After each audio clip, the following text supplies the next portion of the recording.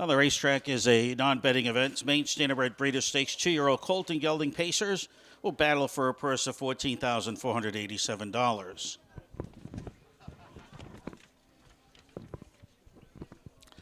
We have Stretch It Dawn, Twofold Cold, What's for Supper, Fisher Cat, and Arts Flight. 5 to the gate. This is the first of two non-betters this afternoon. Wings of the starting gate have opened. Starter Wes Brown summons the field to the gate.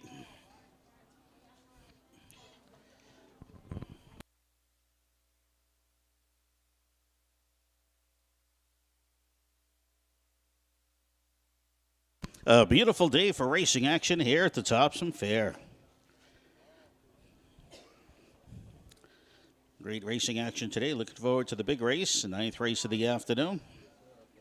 Some really fast racehorses will be competing over this half-mile oval. This field is at the head of the stretch, and here they come.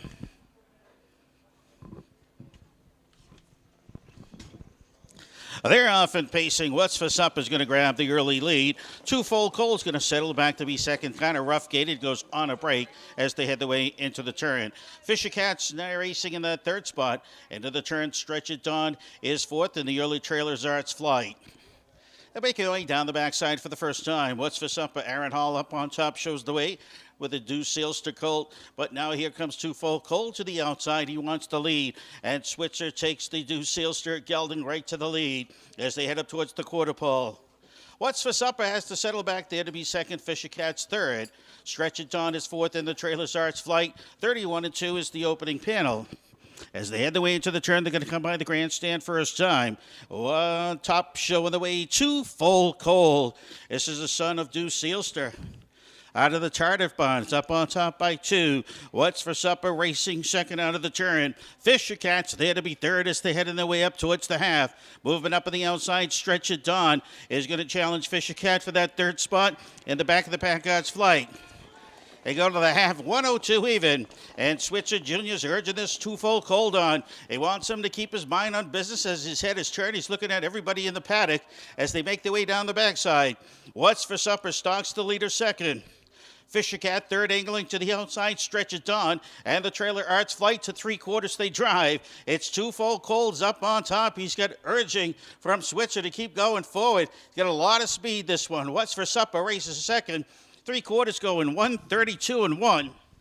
As they're in the turn, they're coming for home. It's Twofold Cold. He's up on top. What's for Supper, who was the early leader, races in the second spot. Third spot, Fisher Cat, Stretch It Dawn fourth.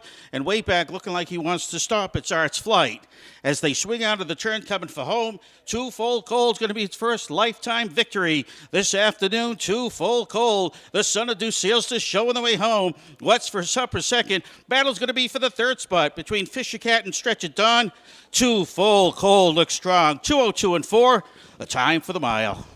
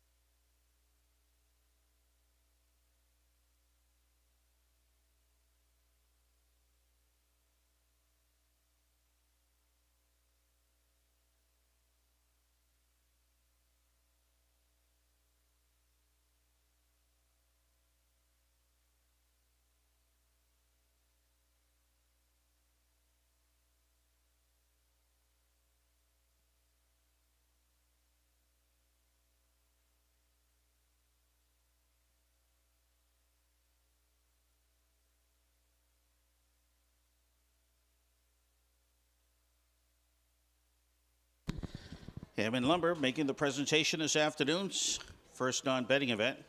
The main Standardbred Breeder Stakes winner is number 2, Twofold Cold. Bay Gelding 2-year-old by Deuce Sealster out of No Cone by Better's Delight. Mark Raymond Tardif of Waldoboro, Maine. He owns and trains. Kevin Switzer Jr., winning driver. This is this horse's first lifetime victory, covering the mile 202 and 4 here at Topsham. Here's the order of finish. Number 1, Stretch of Dawn was 4th. 2, Two-Fold Cold, the winner. 3, What's for Supper, 2nd. 4, Fisher Cat, 3rd. And number 5, Arts Flight, 5th. From the top, it's 4, 1, 2, 3, 5 in the bottom. Time for the mile 202 and 4. Coming up, we do have a second non-betting event. This also being the main Standardbred Breeder Stakes. 2-year-old Colts and Gelding Pacers will battle for a purse of $14,486. And those horses will be on the track momentarily.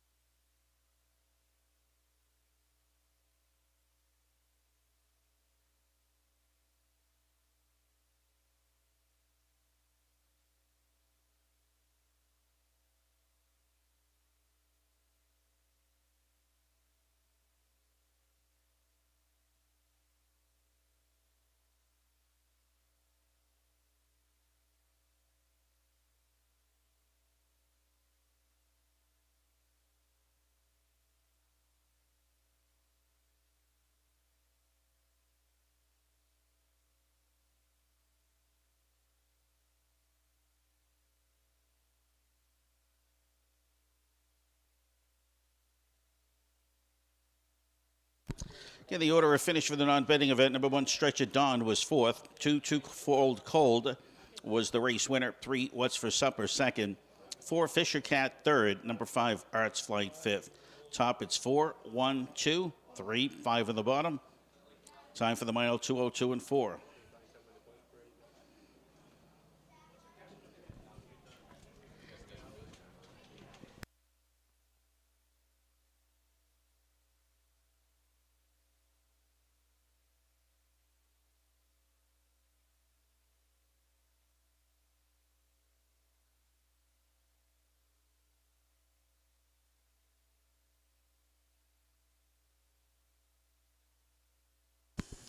Horses coming onto the racetrack for this second non-betting event.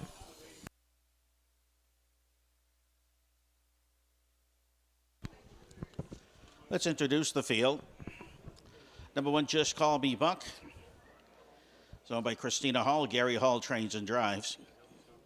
2 Through the Fire, Andy Harrington, driving for Mark Tardif, the trainer in Layton property. 3 He's Just a Delight, owned by Cushing. Plouffe and Romanelli, Heidi Gibbs trains. Ron Cushing is the driver. 4 Oakley Pops the Deuce, Tammy Sowers, Monticello owns. Kelly Case trains. Dave Ingraham drives. And number 5 is West's Challenge. Layton property owns the son of Deuce Sailster, trained by Mark Tardif. Walter Case Jr. is in the bike. 5 going post with this is a non-betting event. Maine Standardbred Breeder Stakes 2-year-old colt and gelding Pacers, purse $14,486.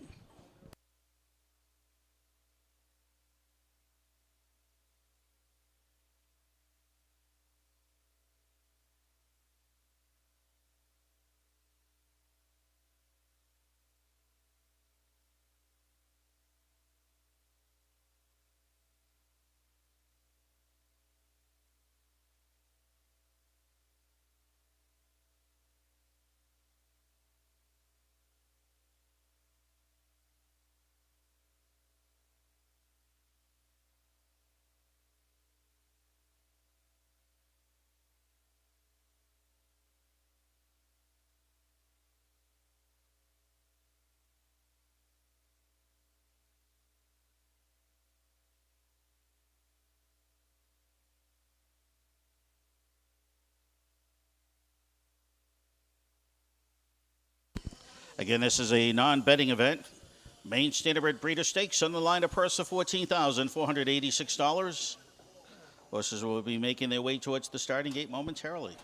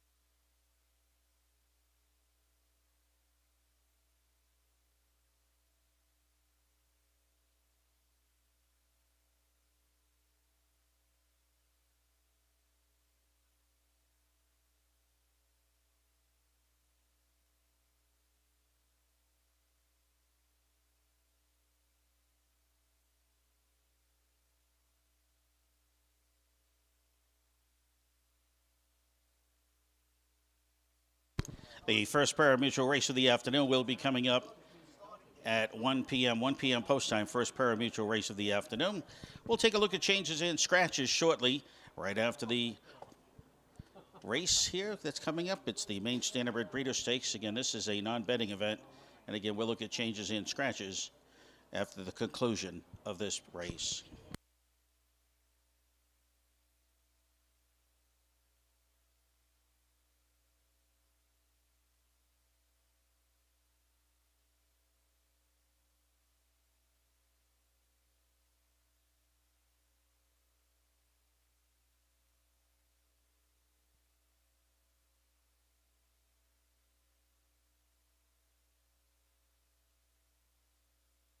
Starter calls for the horses. It is now post time. Field for the non-betting event, making their way towards the starting gate.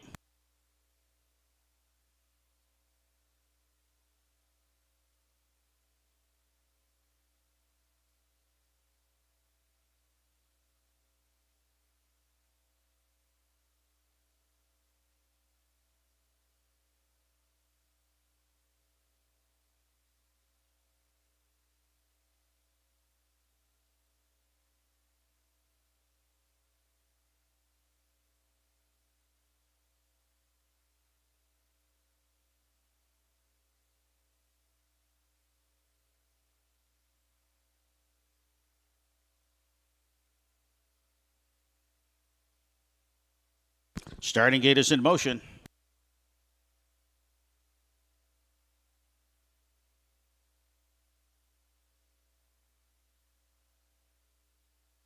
Field moving the way into the turn.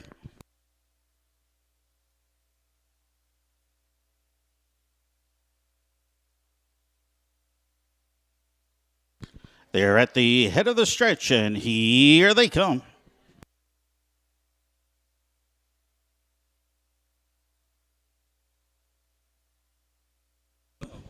And they're off. Quickly, there goes He's Just a Delight, going to grab the lead through the fire towards the inside, up on the outside. Oakley pops the deuce as they head the way into the turn. Just Call Me Buck to the inside. West's Challenge to the outside. Field of 5 heading the way into the turn. And Ron Cushing with He's Just a Delight. The son of Western Maverick wants the lead and is going to take it away from Through the Fire, who settles back to be second. Oakley pops the deuce towards the inside. Up on the outside, West's Challenge. And Just Call Me Buck trails. They head their way up towards the quarter pole, and He's Just a Delight. 2 wins so far in the 2023 racing season. Looking for his third this afternoon. Takes him by the opening quarter in 30 4/5. In the pocket Through the Fire. Underway up on the outside. West's Challenge towards the inside. Oakley pops the deuce. Just Call Me Buck races at the back of the pack. As they head out of the turn, they're going to come up towards the half-mile pole, and He's Just a Delight shows the way. Through the Fire, the son of Western Maverick sits the pocket. Racing up on the outside, West's Challenge is third. Oakley pops the deuce to the inside fourth, and Just Call Me Buck the trailer. They hit that half-mile in 1:02 2. They're heading the way into the turn to go down the backside, second and final time. He's Just a Delight on top. Through the Fire has the garden spot. Underway up the outside, West's Challenge, a tough trip this afternoon. That is Oakley's pops the deuce fourth, and the trailer's Just Call Me Buck. Up to 3/4 they're going to drive, and it's He's Just a Delight showing the way. Through the Fire to the inside. West's Challenge, big challenge up on the outside, but doesn't seem to be going anywhere now. Oakley's pops the deuce 3 wide on the rail. That's Just Call Me Buck, 3/4, 133 2. They're in the turn, they're coming for home. He's Just a Delight. Through the Fire, Andy Harrington pulls the pockets, going to come after the leader. Oakley pops the deuce towards the outside third. On the inside, Just Call Me Buck. They're heading the way out of the turn, and He's Just a Delight. Cushion's got a lot left in the tank, coming for home. A battle will be for the second spot. Oakley pops the deuce towards the outside. Also in the go, that's Just Call Me Buck. As they come to the wire, the son of Western Maverick, He's Just a Delight, wins it all. Just Call Me Buck second, racing third. Oakley pops the deuce. Time for the mile, 2:03 4/5.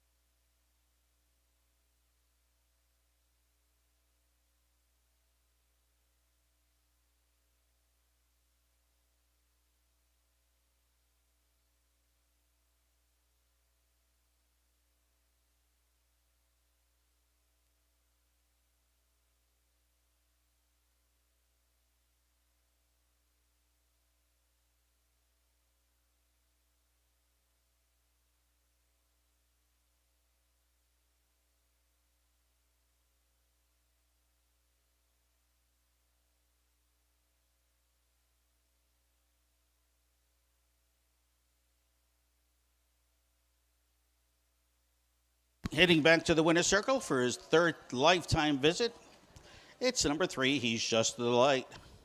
A brown gelding 2-year-old by Western Maverick out of She's Just a Delight and by Better's Delight.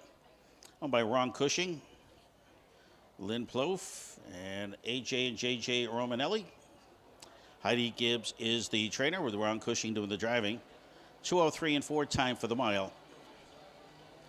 Presentation is from Advanced Auto Parts. This afternoon here, the second on betting event. Taking a look at the order of finish, number 1, Just Call Me Buck was second. 2, Through the Fire, fourth. 3, He's Just a Delight, the winner. Oakley's pops the deuce, the 4 as he finished third. And number 5, West's Challenge was fifth. Top down, it's 2, 4, 1, 3, 5 on the bottom. The time of the mile, 2:03 4. The first race of the afternoon will be coming up in just 1 p.m. post time. Race number 1 of the afternoon. We'll take a look at changes and scratches coming up, ladies and gentlemen. But before we do, We ask that you all please rise as we honor America with the playing of the national anthem.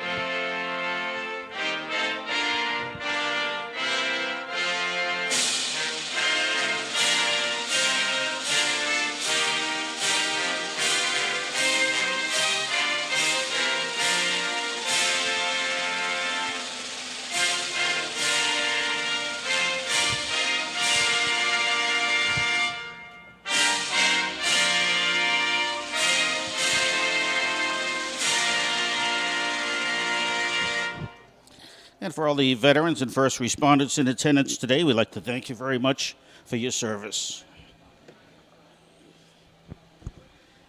Taking a look at changes and scratches today, we do have a few to report.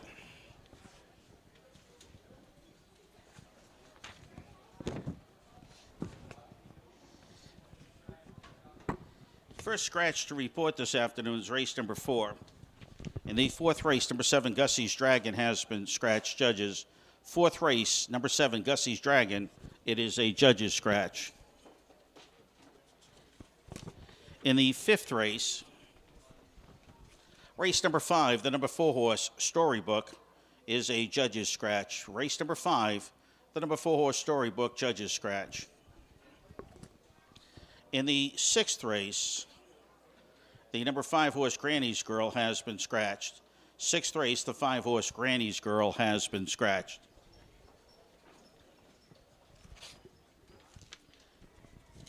Race number 7 this afternoon. We have 2 scratches to report. Number 1, Grand Gallop, Semaloo, has been scratched. The number 6 horse, Gaudy, has been scratched. 7th race, scratched the 1 horse, Grand Gallop, Semaloo, and the number 6 horse, Gaudy. Turning to the 9th race. 9th race today, the number 2 horse, Adriano Hanover, has been scratched sick. 9th race 2, Adriano Hanover, has been scratched sick. 10th and final this afternoon, the number 6 horse, Manticipation, has been scratched. 10th race, number 6, Manticipation, has been scratched.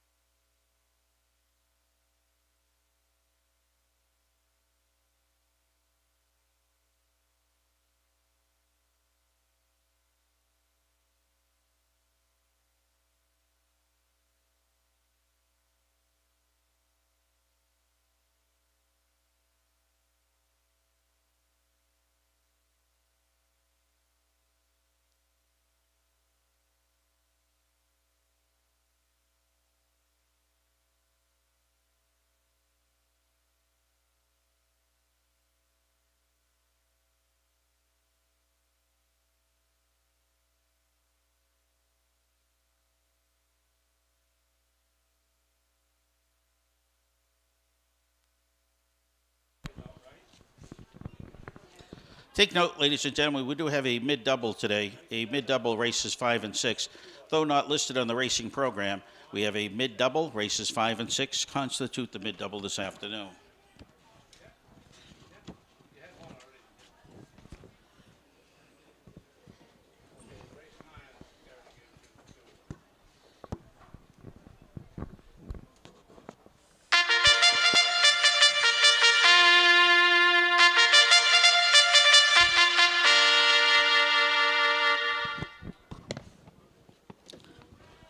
Horses for the first race. Now in the post-parade, this condition event going a distance of 1 mile, the purse 4,500. Number 1, Jack Spratt, Bill Phipps owns, trained and driven by Aaron Hall. 2 is Nathaniel, owned by the Kymans. Benson Merrill trains with Bruce Ranger doing the driving. Scottish Blue, the 3-horse, owned by Luke and Patricia Varnum, trained and driven by Luke Varnum. Number 4 on the field is Commemorative, owned and trained by Ed Fournier Jr., Dave Ingraham with the driving duty. And the number 5 horse is Major Matter. Lynn and Eric Cram, Springfield, Vermont owned, trained by Ryan Berry, driven by Andrew Harrington. 5 to the gate for the first. Win, place, show. Quinella Exacta, Trifecta, Daily Double Wagering, races 1 and 2. No changes in the double, no changes races 1 and 2. Post time on the board in 3 minutes till post time. Don't be shut out in your wagering action. We have a good crowd in attendance this afternoon. I want to thank everybody for coming out to the races. But make sure you don't get shut out. Wager down, wager early. 3 minutes till post time.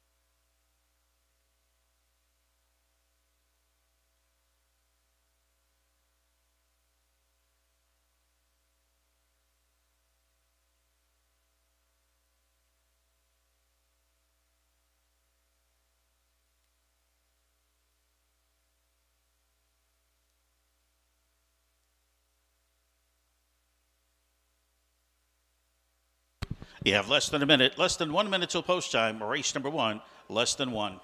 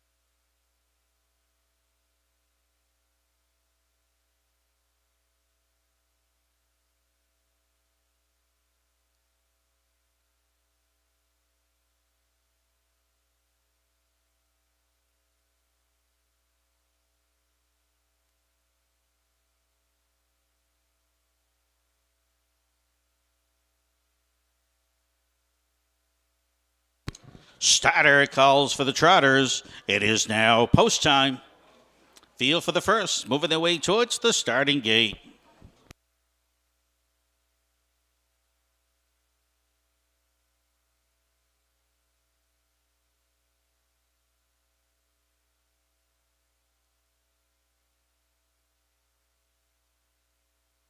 Gates in motion.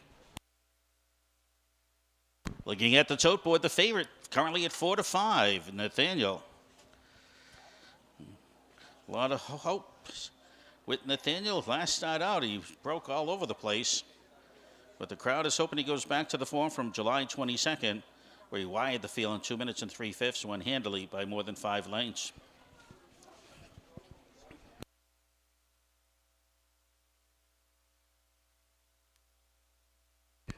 Trotters are at the head of the stretch, and here they come. And they're off to the outside. Major Matters underway, as is Commemorative. Protecting rail position, Jack Spratt. Off stride goes Nathaniel. Nathaniel makes a break into the turn. Even, maybe the favorite at even money is off stride. They head the way down the backside for the first time. And Major Matter towards the outside is going to take the lead away from Jack Spratt as they head their way up towards that quarter pole. Racing third, that is Commemorative. Scottish Blue fourth. And back trotting is Nathaniel. Here comes Jack Spratt right back again. Aaron Hall wants the lead. He's going to go right on by. 30 4/5, the opening panel. Major Matter now settles back to be second. Commemorative third in the turn. Scottish Blue is fourth. And Nathaniel, who is back trotting, is now back on the gallop. As they head out of the turn, they're going to come by the grandstand for the first time. And up on top, showing the way, Jack Spratt. Aaron Hall is the trot leader. Major Matter sits the pocket. Commemorative third. Racing their way up towards the half-mile pole. Scottish Blue fourth, back of the pack, Nathaniel. To the half they drive, and Jack Spratt's going to take him there. He takes him by the half in 103 4. Commemorative towards the outside second. Major Matter to the inside third. Scottish Blues racing fourth, Nathaniel the trailer. As they head their way into the turn, they're going to go up towards the three-quarter pole, and it's Jack Spratt up on top. 4-1 shot shows the way. Major Matter at 10-1. The long shot sits the pocket. Underway Commemorative towards the outside third. Racing fourth, Scottish Blue, Nathaniel back of the pack. As they head towards the three-quarter pole, it's Jack Spratt. He's still up on top, showing the way. All the outside Commemorative, tough trip towards the inside, Major Matter. Racing fourth, Scottish Blue, Nathaniel way back, 135. Three-quarter pole time. They're in the turn, and they're coming for home. And Jack Spratt and Aaron Hall's looking for some separation. He's going to get it. Racing second out of the turn, Major Matter. Scottish Blue underway up on the outside, now third. Commemorative towards the inside, fourth. Down the stretch they drive. It's Jack Spratt. Going to get win number 4 of the racing season. Major Matter races for second. It looks like that Scottish Blue is going to get up for third. Time for the mile, 2:04 4/5.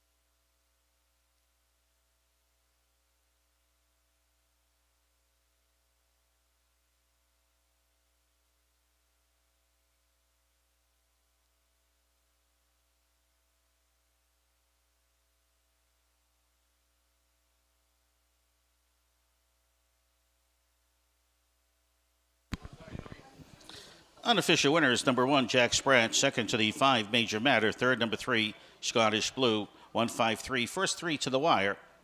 Race number 1 of the afternoon. Heading back to the winner circle is the number 1 horse, Jack Spratt.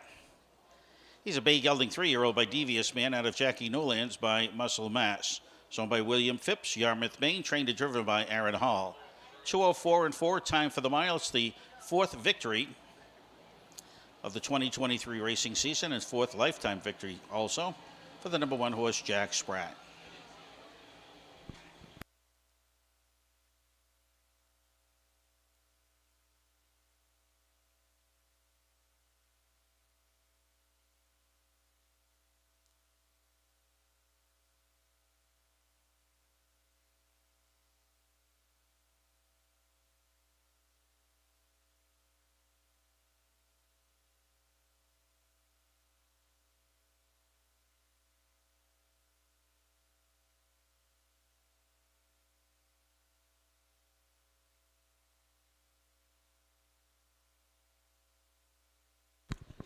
Race is official.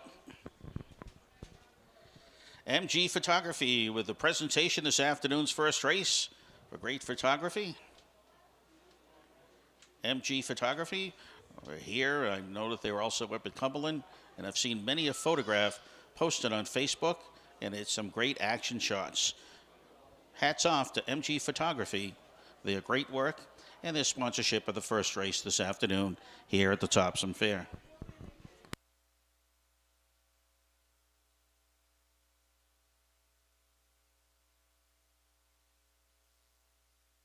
Here's the order of finish for the first race. Number 1, Jack Spratt, the winner. 2, Nathaniel was 5th. 3, Scottish Blue, 3rd. 4, Commemorative, 4th. And 5, Major Matter, 2nd. Top down, it's 1, 5, 3, 4, 2 on the bottom. 2:04 and 4 time for the mile. 1.5 exacta, $14.20. Quinella 1.5, $6.80. The $1 trifecta 153 returns $70.90. Winner number 1, Jack Spratt, returns $10.20 to win.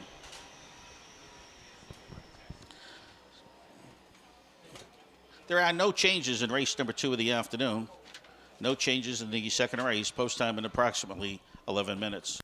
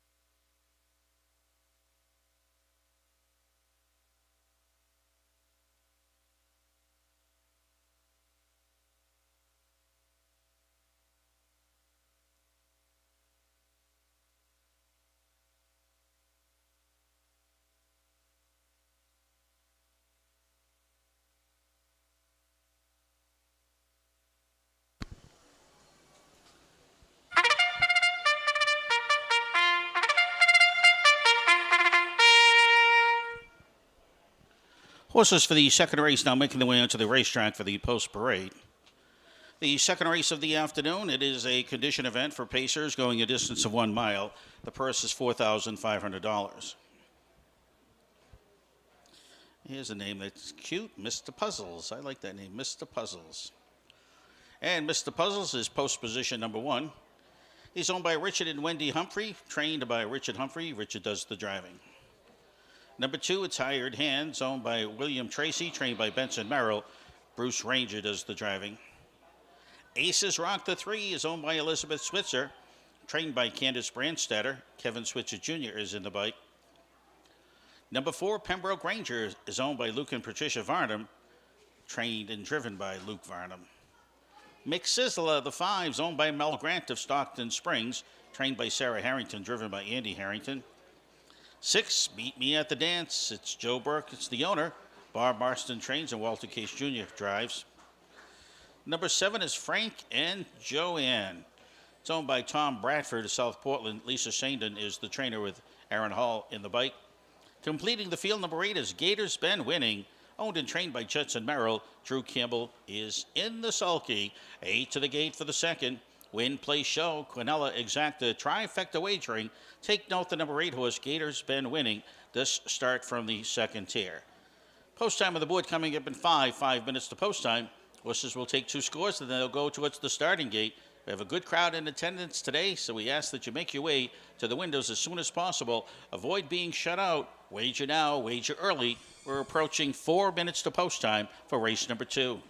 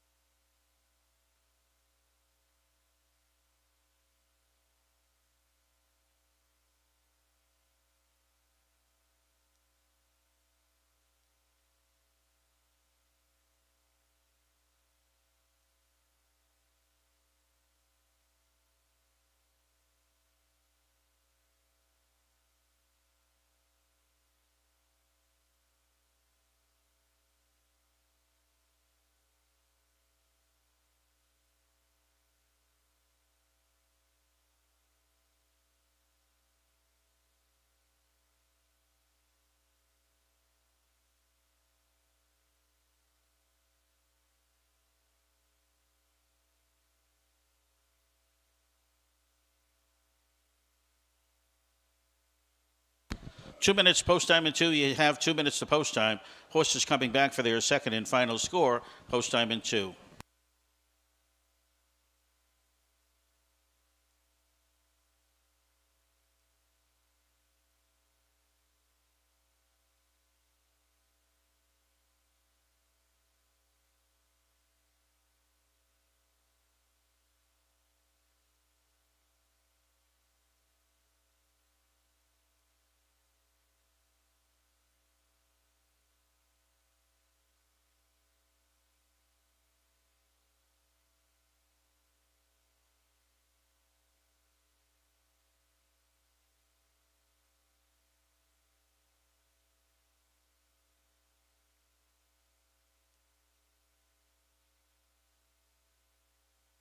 We're approaching a minute. 1 minute till post time. Make your way to the windows now.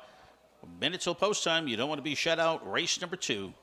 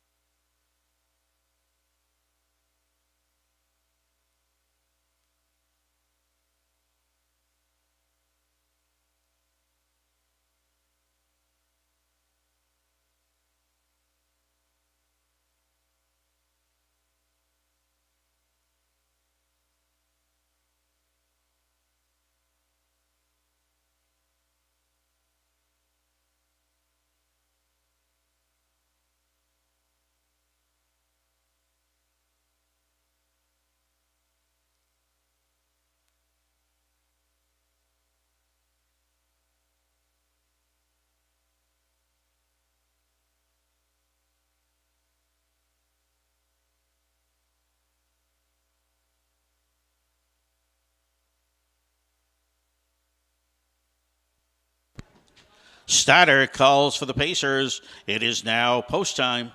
Field for the second will be moving their way towards the starting gate.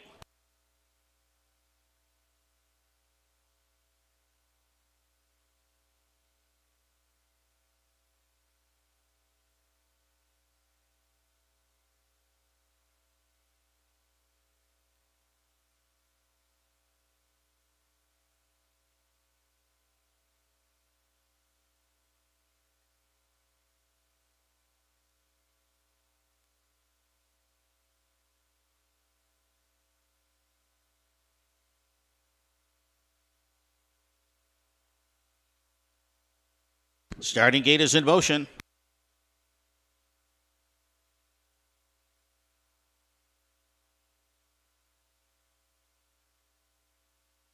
Field moving the way into the turn.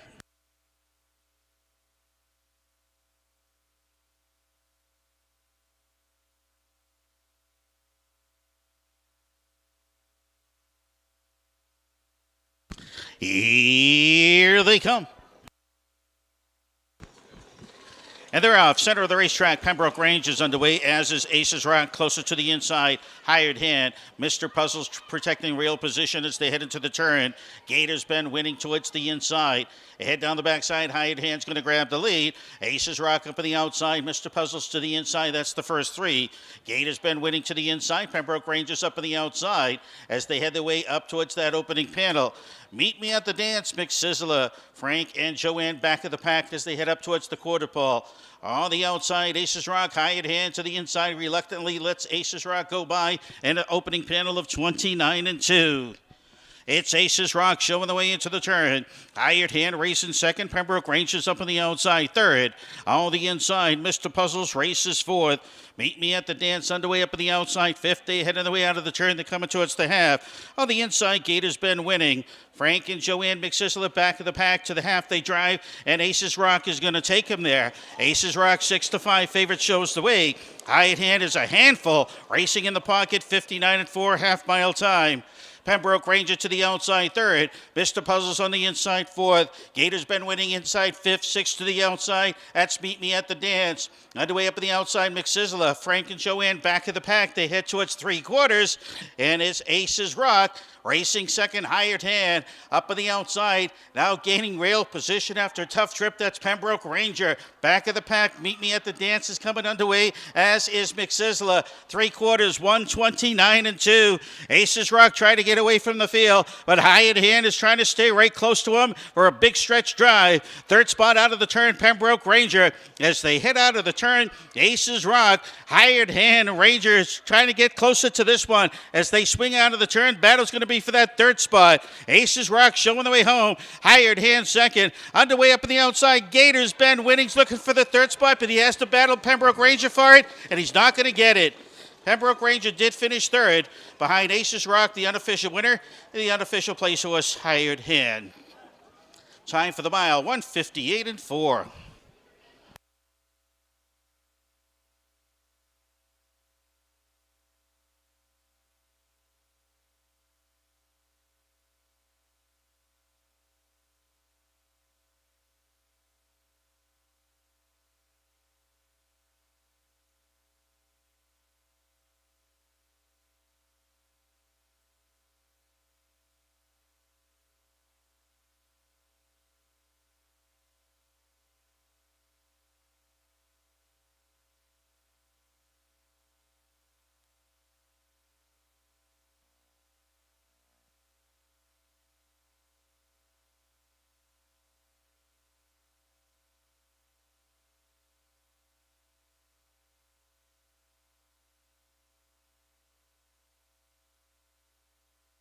3-2-4, first three to the wire, unofficially race number 2.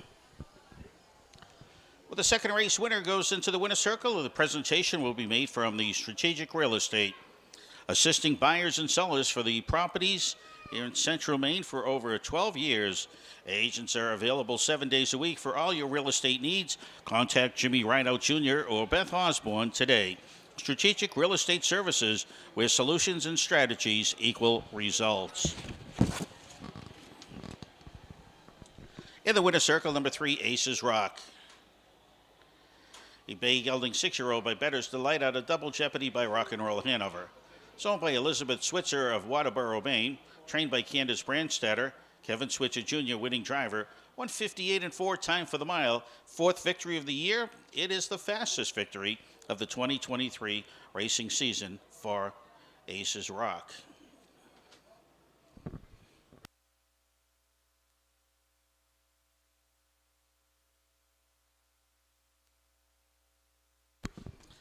Here's the order of finish. Number 1, Mr. Puzzles was 8th. 2, Hired Hand 2nd. 3, Aces Rock the winner. 4, Pembroke Ranger 3rd. 5, Mick Sizzler 5th.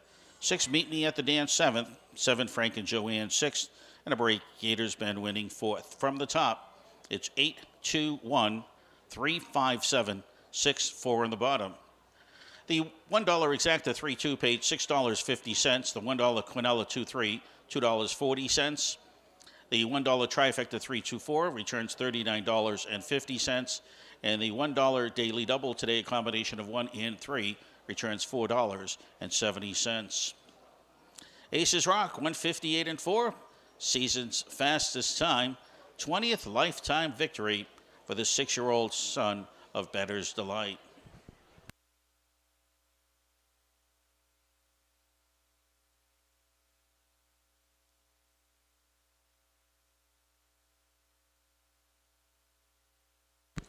And that's the second win of the racing program for driver Kevin Switzer Jr.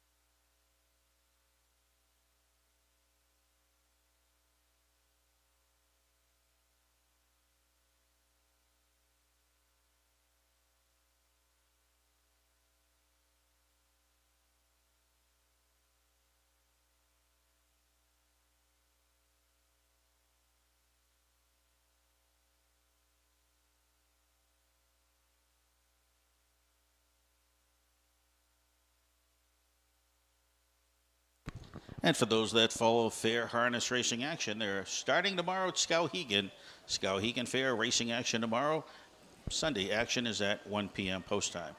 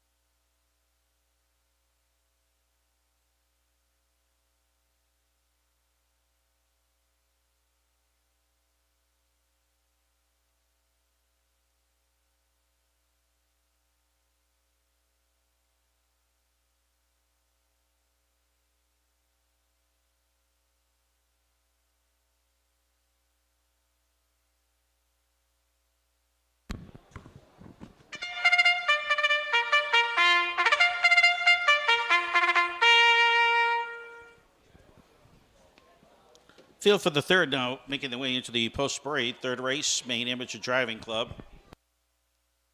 Purse $4,500. Mike Tambolio owns the number 1 horse, Alero Blue Chip, with Adam Gray training and Dave Crozier doing the driving. 2 Velocity Sub-Z is owned and trained by Judson Merrill. Benson Merrill is in the bike. Jose Cervantes of Nazareth, Pennsylvania owns Ahoka Johnny and the New Zealand bred. Post position 3, Carl Butterfield trains, Alex Richardson drives. Number 4 in the field, Rest Assured, Dave Zuckerman will be driving, and he owns this horse. He hails from Norton, Mass. Mike Stevenson is the trainer.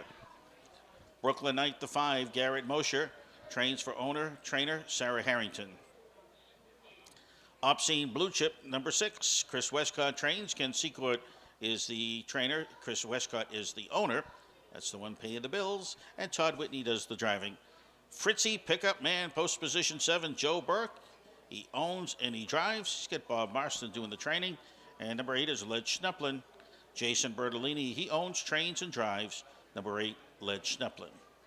And Led Schneplin, post position number 8, scores from the second tier, race number 3 of the afternoon.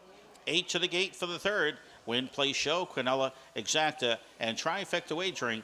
Post time on the board coming up in about 5 minutes. 5 minutes to post time. Third race of the afternoon. This is the Dana Delisle Memorial. We'll be remembering Dana in the winner's circle with a presentation to the winner. Race number 3 this afternoon.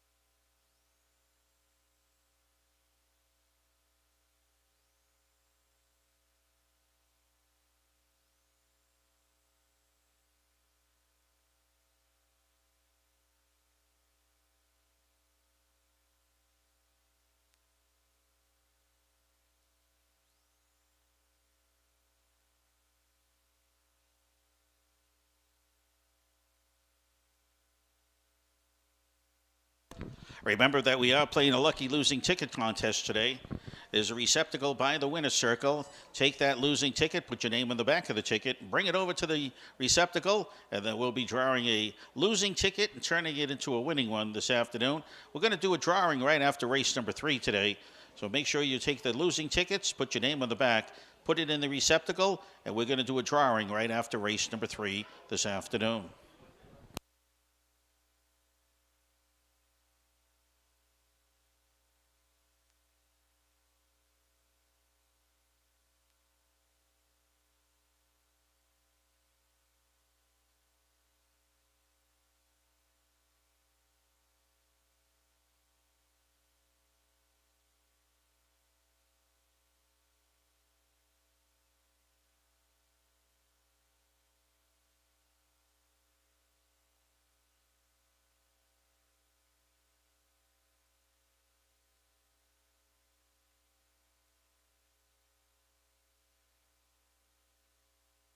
Less than 2 minutes to post time. Post time in less than 2.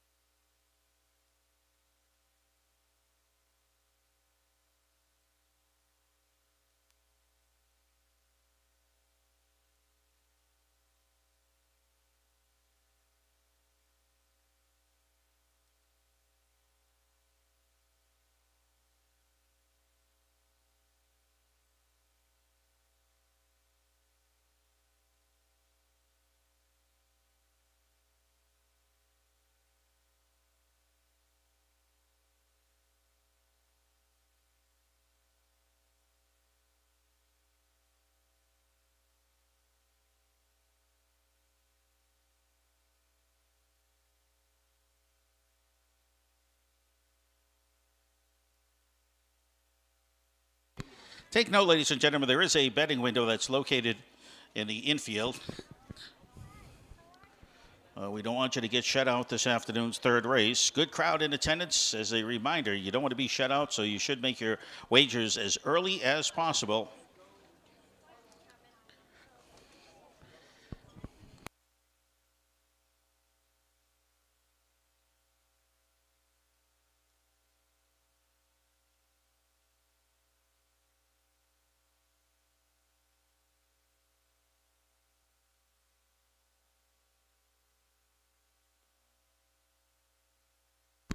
Starter calls for the horses.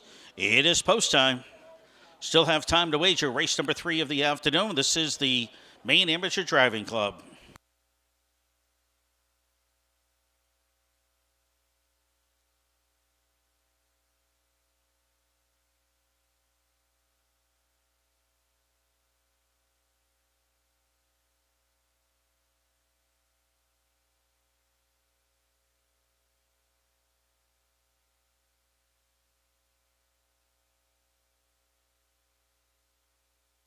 Ways of the starting gate have opened. Field of 8 behind the gate. Race number 3.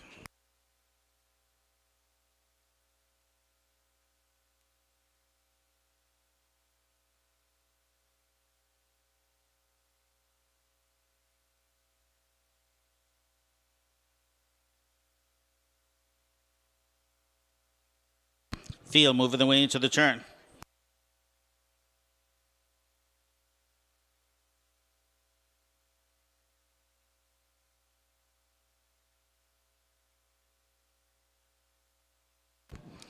Third race field at the head of the stretch, and here they come.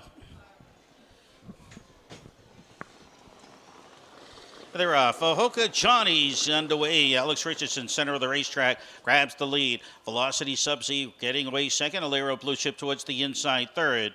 Rest Assured finds himself up in the outside fourth, fifth.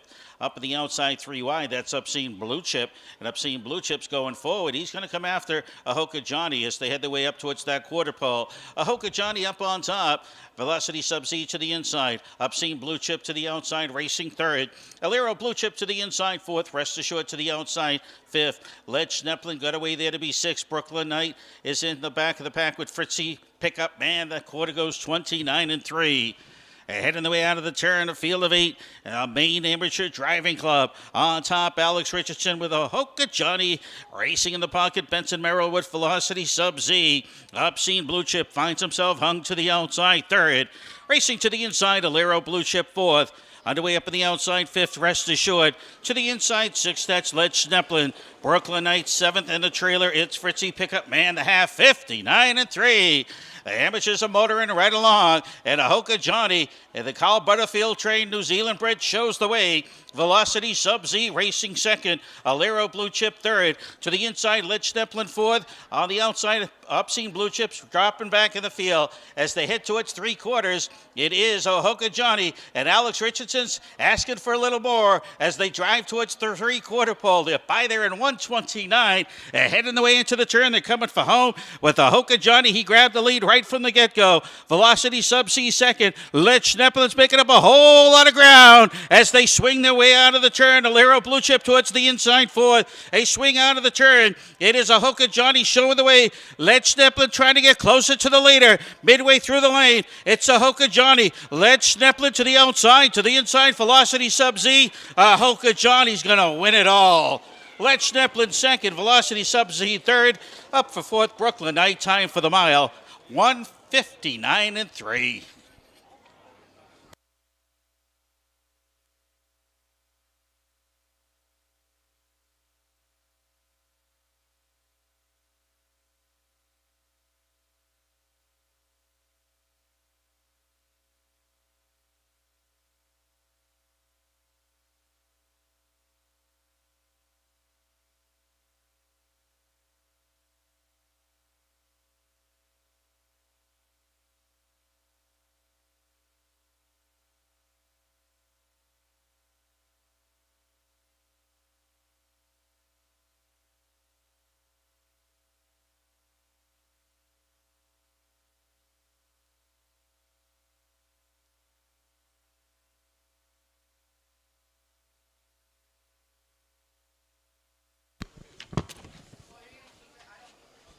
The unofficial winner is number 3, Ahoka Johnny.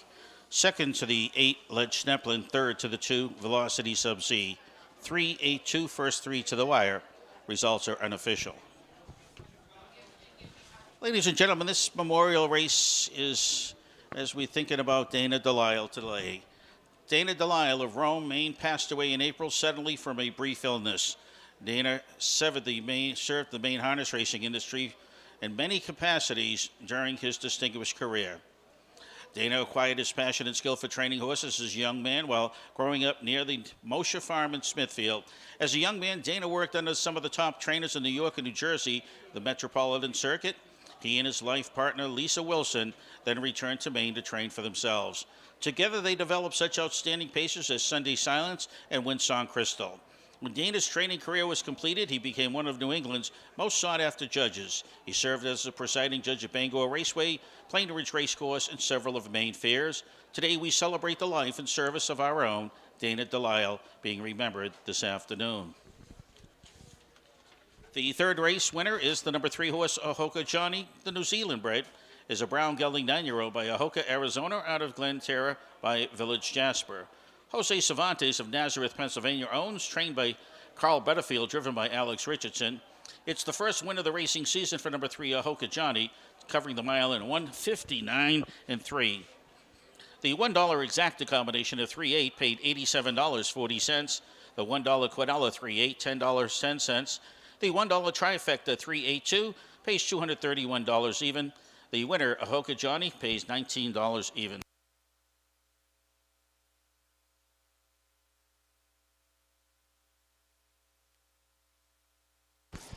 Ladies and gentlemen, I want to bring your attention to the winner's circle. The lady holding the flowers is Michelle Hardin. She's put her blood, sweat, and tears into racing here at the Topsham Fair. Without her, we probably wouldn't be racing today. Let's have a fine round of applause. Michelle Harding, you've done a tremendous job. And from everybody here, we know thank you very much.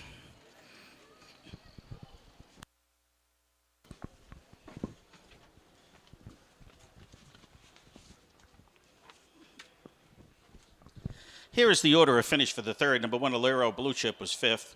2, Velocity Sub-Z, 3rd. 3, Ahoka Johnny, the winner. 4, Rest Assured, 8th.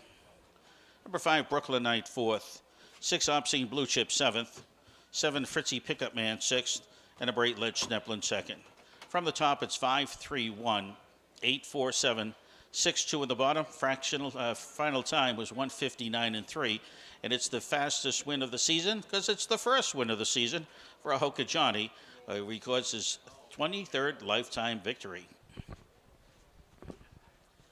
Coming up in the fourth race, the number 7 horse, Gussie's Dragon, has been scratched. In race number 4, the number 7 horse, Gussie's Dragon, has been scratched. Post time on the board coming up in 10 minutes to post.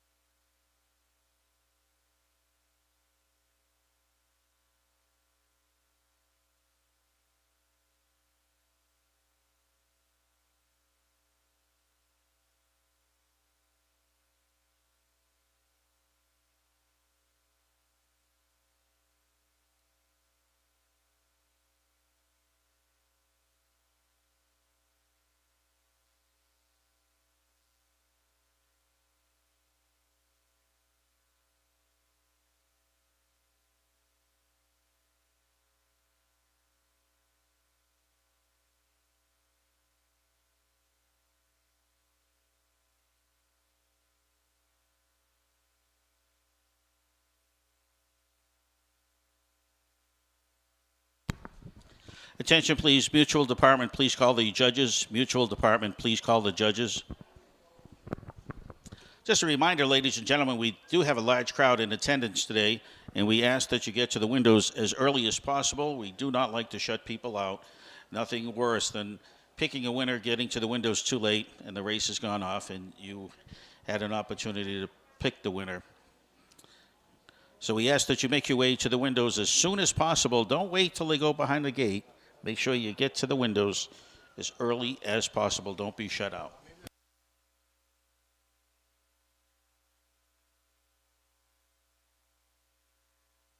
Okay, Deb Patterson has the lucky losing winning ticket. A winning ticket that is a loser. You have how many of them? She has 3 tickets. Okay. Who's the first one? What's his name? Arthur V. Okay, Arthur V, come on down. You get one something. Anthony Romanelli from New York. Anthony Romanelli. I know that because Anthony Romanelli's horse won earlier today. Anthony Romanelli, come on over in front of the grandstand. Heidi Poole. Heidi Poole, come on out in front of the grandstand. Arthur, Anthony, and Heidi. Heidi Poole, Anthony Romanelli, and Arthur V. Which one are you, the fellow with the hat? Do you have a name? Arthur, congratulations.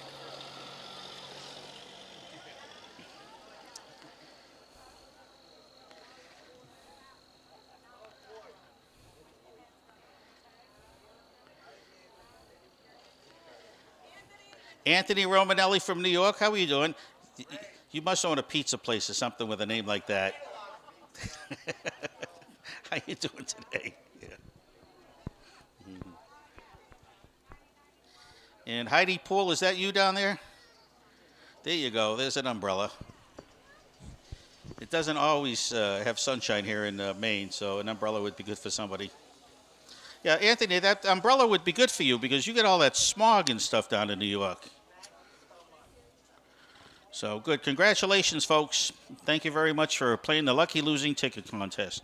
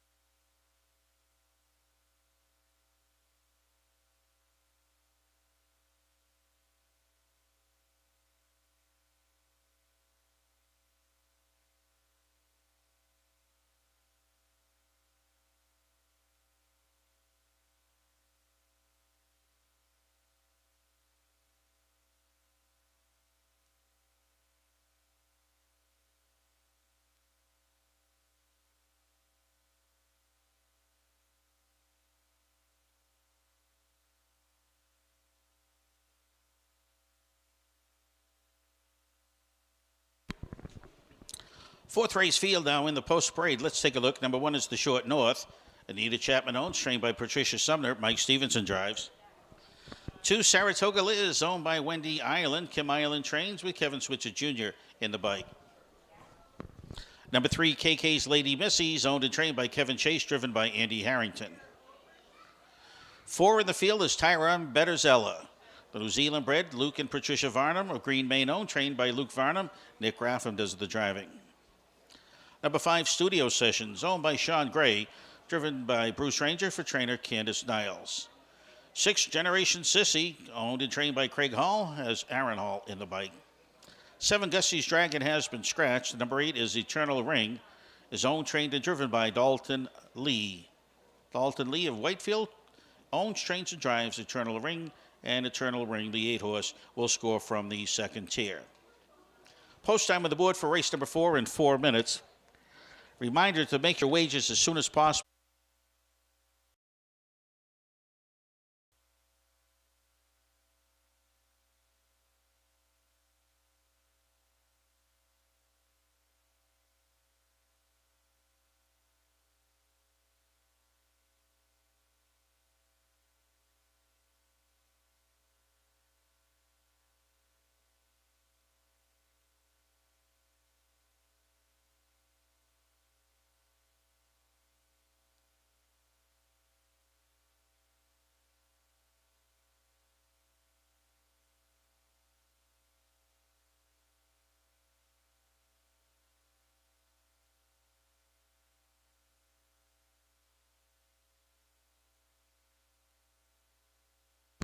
2 minutes to post time. Don't be shut out. 2 minutes. Horses coming back for their second and final score.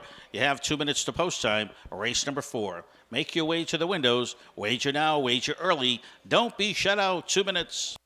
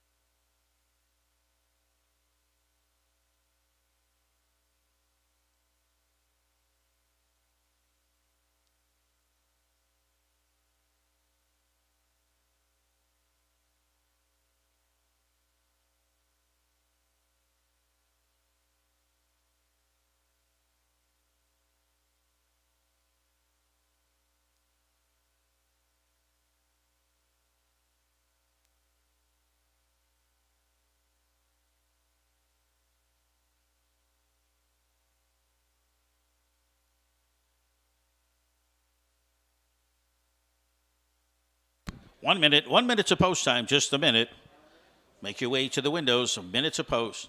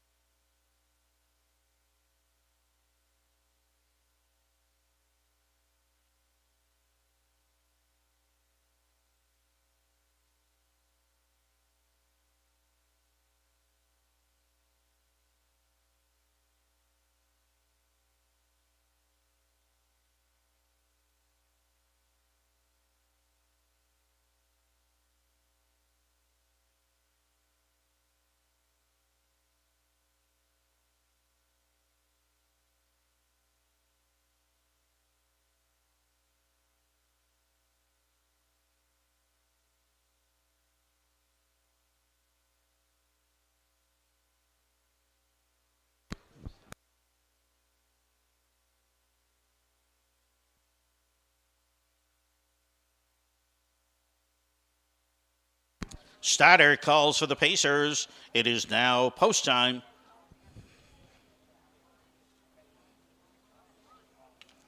Field for the 4th will be heading the way towards the starting gate. Still have time to wager race number 4. Nice to see a Boston Celtics fan here today. He doesn't know where to look.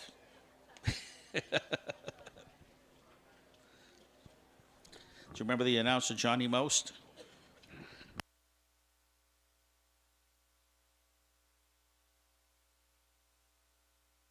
Wings of the starting gate have opened.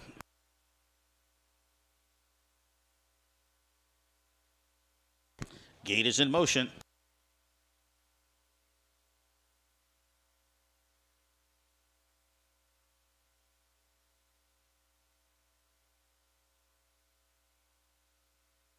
Field moving the way into the turn.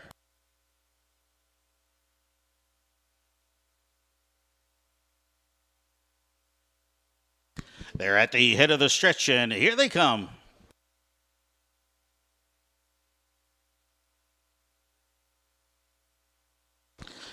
And they're off towards the rail. The short north on his outside, Saratoga Liz. Moving for position into the turn is Tyrone Betters Ella. He races third.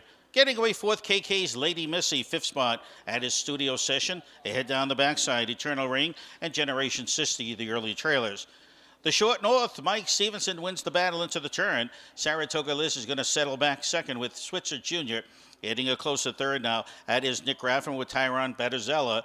Up towards the quarter, they're going to drive. They're by that opening panel. And 30 1/5. As they head the way into the turn, KK's Lady Missy finds herself racing fourth into the turn. Studio Session is fifth. Eternal Ring is sixth. Seventh spot in the back of the pack, Generation Sissy. Headed out of the turn, they're going to come up towards the half, and Mike Stevenson in the short north's going to take him there. He's currently on the board at 8-1. 7-5, favorite sits the pocket. That's Saratoga Liz as they make their way up towards the half. Movement up on the outside. Tyron's Bettis Ella is underway now, there to be second. Also in the go, that's KK's Lady Missy. Halftime 102. Racing towards the inside, fifth, Studio Session. Eternal Ring to the outside, sixth, Generation Sissy, the trailer. As they head their way into the turn, it's the short north up on top. Tyron's better. Ella towards the outside. Saratoga Liz, plenty of horse, nowhere to go. KK's Lady Missy's going three wide down the backside. KK's Lady Missy in a rush, and Andy Harrington's going to grab the lead. On the inside, the short north trying to battle back. On the outside, that's Tyron's better Ella as they make their way by three quarters, 132-3. It's KK's Lady Missy. On top is not cleared. The short north, very valiant attempt towards the inside second. Racing third, Saratoga Liz as they head out of the turn. And KK's Lady Missy now going up on top to show the way as they race home. The short north to the inside, up on the outside, Saratoga Liz. Down the stretch, KK's Lady Missy swept them down the backside. And it's KK's Lady Missy that's going into the winner's circle. The short north held on for second. Saratoga Liz up for third. Time for the mile, 2:02, 4/5.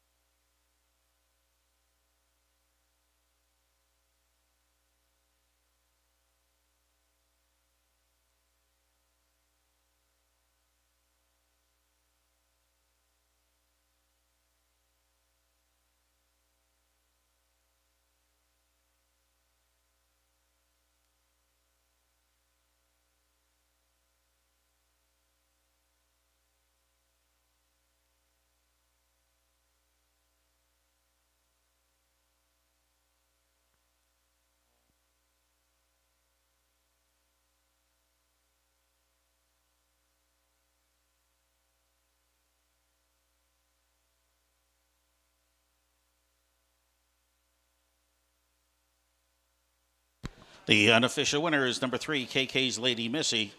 Second to the 1, the short north. Third to the 2, Saratoga Liz. 3-1-2, first 3 to the wire. Race number 4.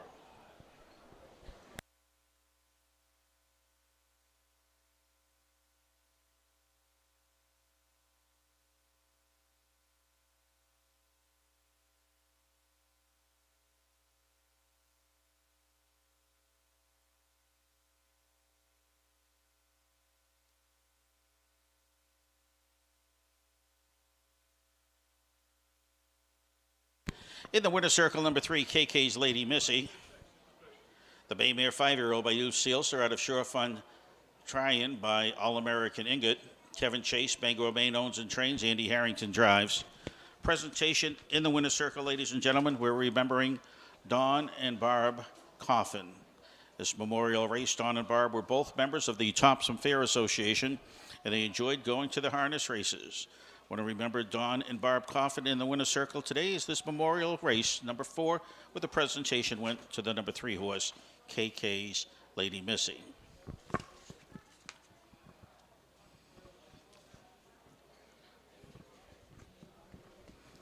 (3-1-2), first 3 to the wire, 2:02-4, time for the mile. It's the second win of the season for the number 3 horse, KK's Lady Missy.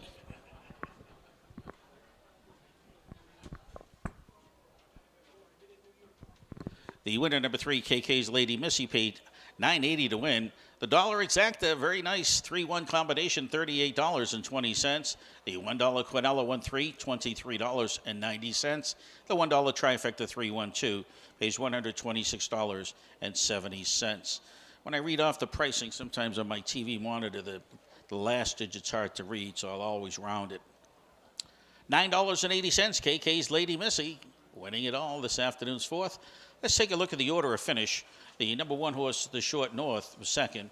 2, Saratoga Liz, third. 3, KK's Lady Missy, the winner. 4, Tyron's Better's Ella was sixth. 5, Studio Session, fifth. 6, Generation Sissy, fourth. 7, Gussie's Dragon did not start. And a Breed Eternal Ring was 7th. Top down, it's 2, 3, 1, 6, 5, 4. Scratch 7 on the bottom. Time for the mile, 2:02 and 4.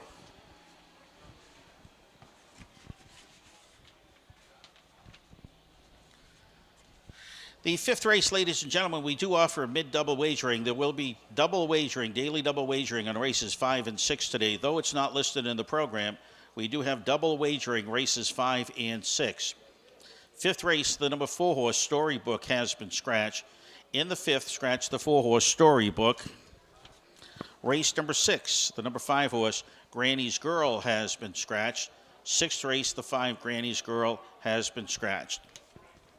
Again, there is double wagering, mid-double wagering. Race number 5 constitute races 5 and 6. Race 5, we also offer win, place, show, quinella, exacta, trifecta wagering. Post time on the board in 11 minutes.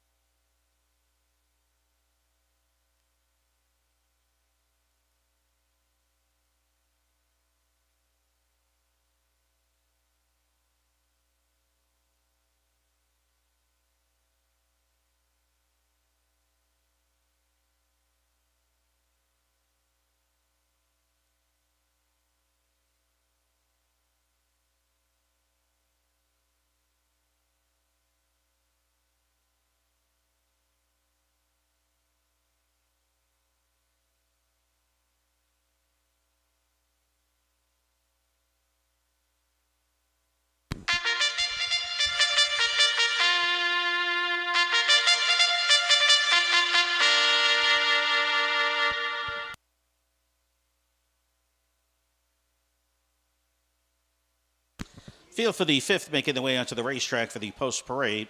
In the fifth race, the number 4 horse Storybook has been scratched. A reminder to make your wagers as soon as possible. We have a good crowd in attendance this afternoon. Again, want to thank everybody for coming out to the races today. But we want you to avoid being shut out, so we ask that you make it to the windows as early as possible. Don't be shut out on your wagering action here at the Topsham Fair. Mid-double action here, race number 5. There is a daily double, race 5 and 6. Call it the mid-double. It's not listed on the program, but there is a mid-double, race 5 and 6 today. The fifth race, condition event, distance 1 mile, purse $5,000. Let's take a look. Number 1 is Mr. Bo Diddley. Adalberto Silva and Courtney Pitzone, trained by Wayne Smith. Aaron Hall, the driver. 2 Golden Trees, owned by Bernie Garrison, trained by Neil Grass. It's Nick Raffam in the bike. 3 American Fighters, owned by Gail Harris, driven by Mark Harris, trained by Mark Harris. Bruce Ranger is the reinsman. Storybook, the 4 horse, has been scratched. Number 5. He's owned, trained, and driven by Drew Campbell. That's the 14-year-old JJ's Jet. Number 6, Amaretta Gone. Patricia Moody D'Angelo owns, with Hunter Moody training and Dave Ingraham driving. Number 7, it's Timbo Slice. Lester Dancer, he owns and trains, has Kevin Switzer Jr. in the bike. And number 8, Patricia Sumner trains American Maverick for owner Leighton Property. Andy Harrington is in the sulky. 8 to the gate, 7 to the gate. The 4 horse Storybook has been scratched. 7 to the gate for the 5th. Win, place, show, Quinella, Exacta, trifecta wagering. Mid-double wagering, take note, race number 6. The number 5 horse, Granny's Girl, has been scratched. 6th race, scratch the 5, Granny's Girl. Post time, race number 5 in 4 minutes.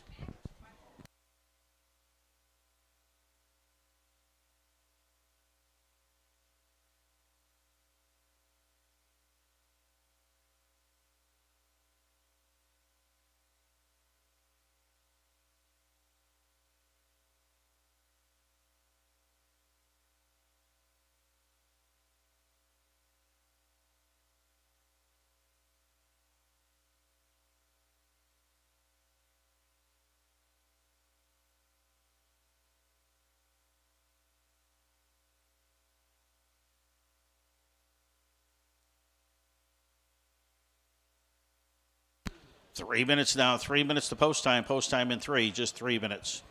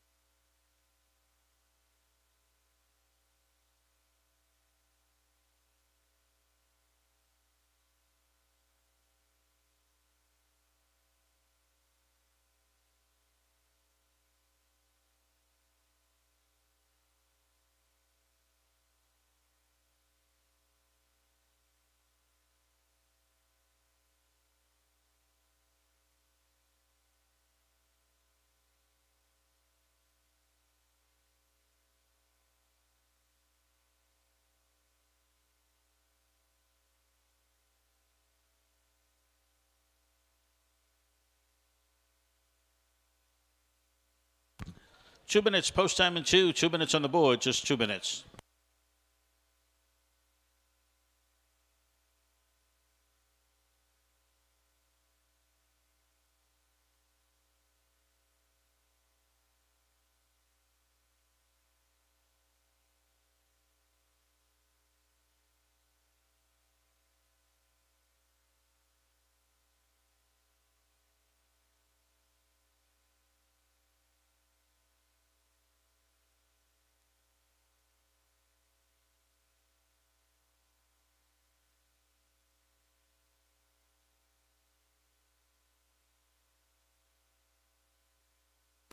One minute now. 1 minute to post time. If you haven't made it to the windows yet, you best get there. You have a minute on the board, just 1.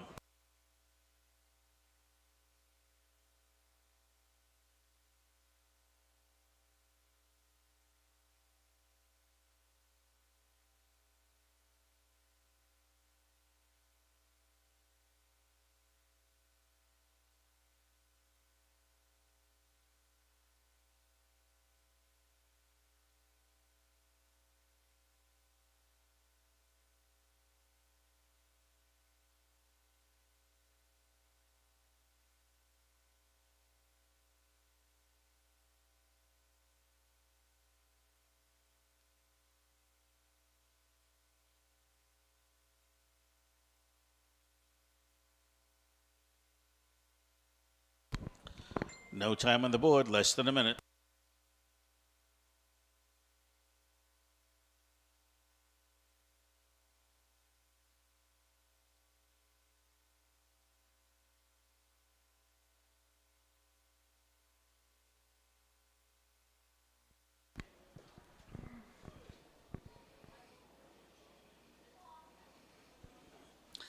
I want to give a special thank you to our sponsors, Harpswell Auto Sales, Ray Labby and Sons Construction, and Steve McGee Construction for the use of the track equipment. Again, thank you, Harpswell Auto Sales, Ray Labby and Sons Construction, and Steve McGee Construction. Thank you very much, those businesses, for the track equipment they've allowed us to use during the week of the fair, and the track conditions in great shape thanks to those folks. Again, Harpswell Auto Sales, Ray Labby Sons Construction, and Steve McGee Construction. Thank you very much.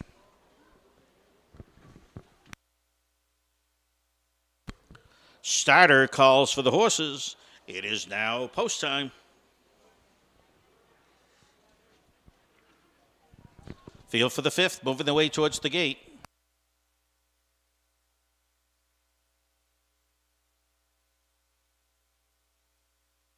Starting gate is in motion.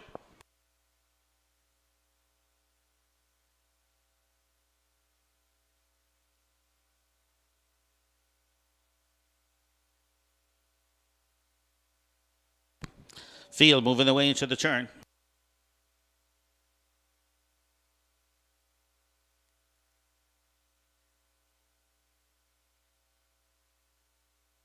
They're at the head of the stretch, and here they come. And they're off. Quickly, that's Golden Tree. Beside him, it's American Fighter. That's the top two into the turn. On the inside, Mr. Bo Diddley getting away third. Timbo Slice Switzer's up on the outside fourth, looking for room as they head their way into the turn. On the inside, as they make their way on top, showing the way, it's American Fighter. Golden Tree, he settles in second. Now is maybe looking to tip out, but no, he's going to settle back in. Mr. Bo Diddley racing third as they head their way up towards that opening panel. American Maverick, Andy Harrington sits the fourth spot. J.J. Stett, the classy old 14-year-old, races fifth. And by the opening panel in 30 seconds even. As they head the way out of the turn, going to come by the grandstand for the first time. Amaretta gone towards the back of the pack. As they race their way out of the turn, they're going to come towards the half. And it's American Fighter, and Ranger shows the way. But he's got company coming on the inside. Golden Tree on the outside coming after him now. Here comes Andy Harrington with American Maverick. He's going to press the issue. Again, it is American Fighter on top. American Maverick to the outside second. Golden Tree to the inside third. J.J. Shed to the outside fourth. Mr. Bo Diddley to the inside racing fifth. Amaretta gone sixth. Timbo Slice towards the outside seventh. Down the backside they drive. American Fighter 5-2 shot up on top showing the way. American Maverick towards the outsides coming after the leader. He's off by about 3/4 of a length. On the inside, Golden Tree's had a great trip. On the outside, J.J. Shed, a classy old racehorse, is finding his old form. He's 3 wide by 3/4, 1 minute 30 and a tick. They're in the turn, and there goes J.J. Shed up on the outside. American Fighter towards the inside. A swing out of the turn. Golden Tree racing third. American Fighters battling back to the inside. On the outside, J.J. Shed. Golden Tree looking for room, and down the stretch they come. American Fighter towards the inside. J.J. Shed to the outside. Golden Tree's finding room on the rail as they come to the wire. American Fighter's going to win it all. The tough old J.J. Shed second. Tight for third between Golden Tree and Amaretta gone. Time for the mile. 2 minutes, 2/5.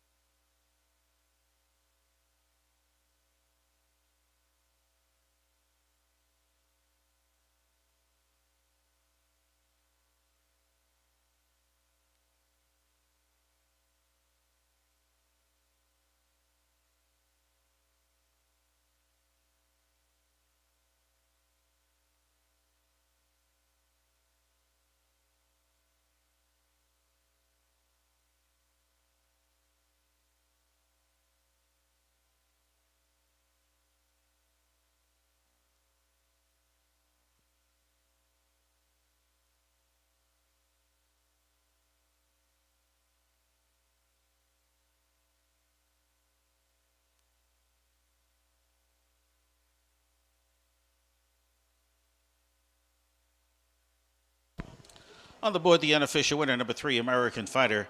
Second to the 5, JJ's Jet. Third to the 2-horse, Golden Tree. 3-5-2, first 3 to the wire. To the winner's circle moves number 3, American Fighter. The bay gelding 12-year-old by American Ideal out of Soft Cell by Abercrombie. Gail Harris of Bangor, Maine, owns, trained by Mark Harris. Bruce Ranger is the winning driver. Presentation in the winner's circle is from Sweet Fern Farm. If you are traveling with your horse and need an overnight place to sleep, install your horses, give us a call here at Sweet Fern Horse Farm, located in Brunswick on the Mid-Coast. For more information, you can call 207-721-3380. Again, 207-721-3380. Sweet Fern Horse Farm. If you need a place to stay and for your horse also, they're the place to call. Right, located in Brunswick on the Mid-Coast.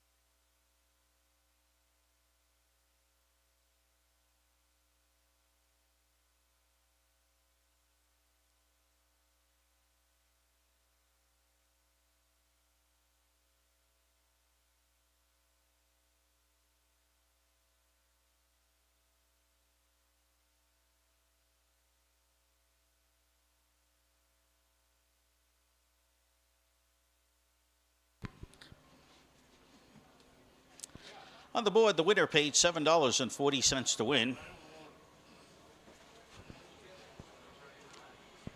Let's give you the order of finish, and hopefully the mutual prices will be on my TV monitor shortly. And there they are. American Fighter paid $7.40 to win. The $1 exacta 3.5 paid $15.90. $1 Quinella 3.5 $9.20. The $1 trifecta 3.52 $44.70. Here's the order of finish. Number 1, Mr. Bo Deadly was 5th. 2, Golden Tree 3rd. 3, American Fighter the winner. 4, Storybook did not start. Number 5, JJ's Jet was 2nd. 6, Amaretta Gone 4th. Number 7, Timbo Slice 6th. And number 8, American Maverick 7th. Top down, it's 5, 3, 1.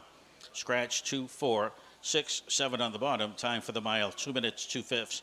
4th win of the season, lifetime win number 31 for American Fighter, the 12-year-old, racing tough.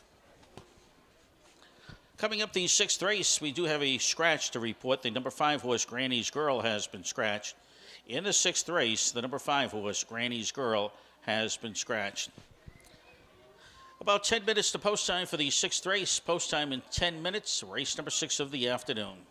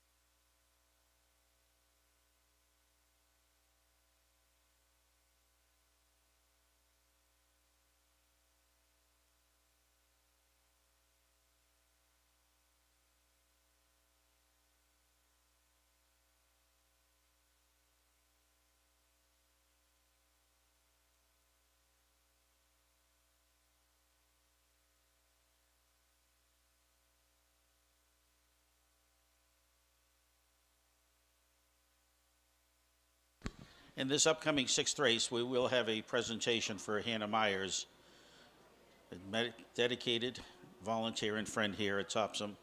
And again, we will have a nice presentation for the winner of race number 6 in memory of Hannah Myers.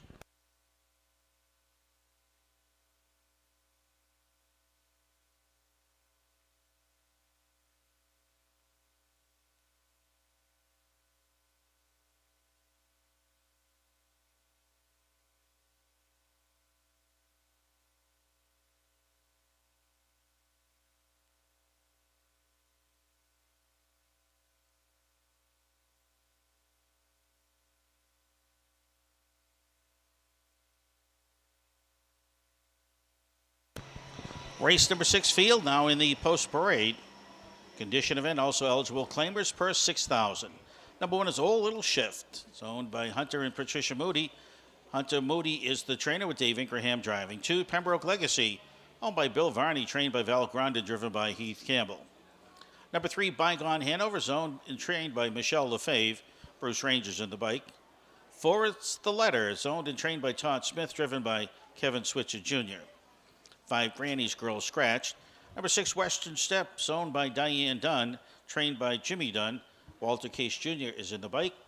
What You Gonna Do, Boo? Post position 7. Aaron Hall's got the driving duty for owner-trainer Eric Bickmore. And number 8, Joe's Beauty. It's owned by Steve Downey. Heidi Gibbs trains. Ron Cushing drives. 7 going postward, 6th race. Win, Play, Show. Quinella Exacta Trifecta Wagering. 4 minutes on the board, post time in 4. Again, a reminder that we do have a large crowd in attendance today. I want to thank everybody for coming out to the races. A reminder to make your wagers as soon as possible. You don't want to be shut out. Race number 6 of the afternoon.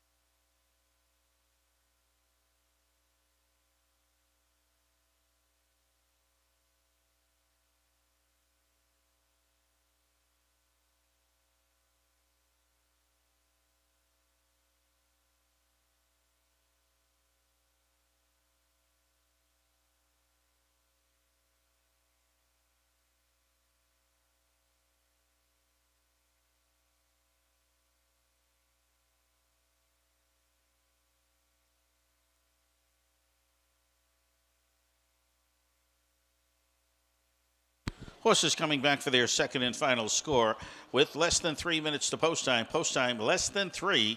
Race number 6 of the afternoon, less than 3. Let's get to the windows now.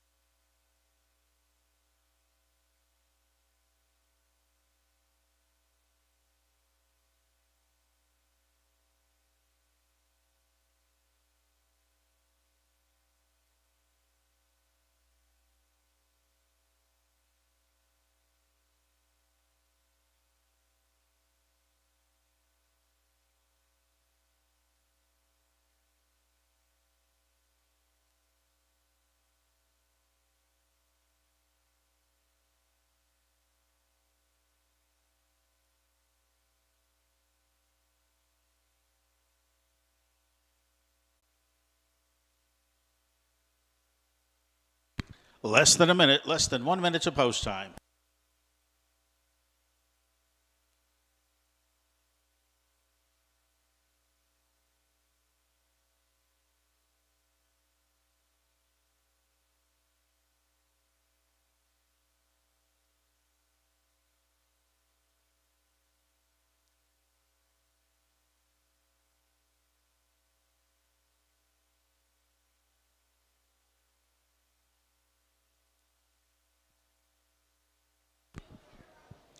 Starter calls for the horses. It is now post time.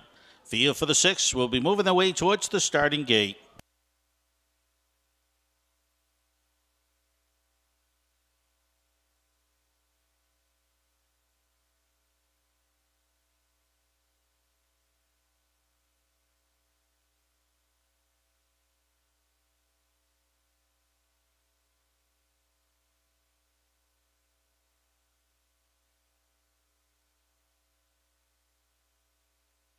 Wings of the gate have opened.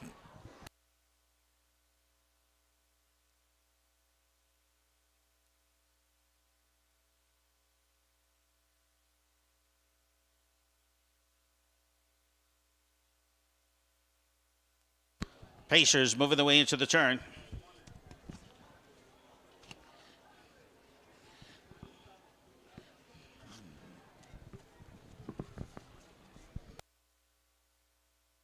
They're at the head of the stretch, and here they come.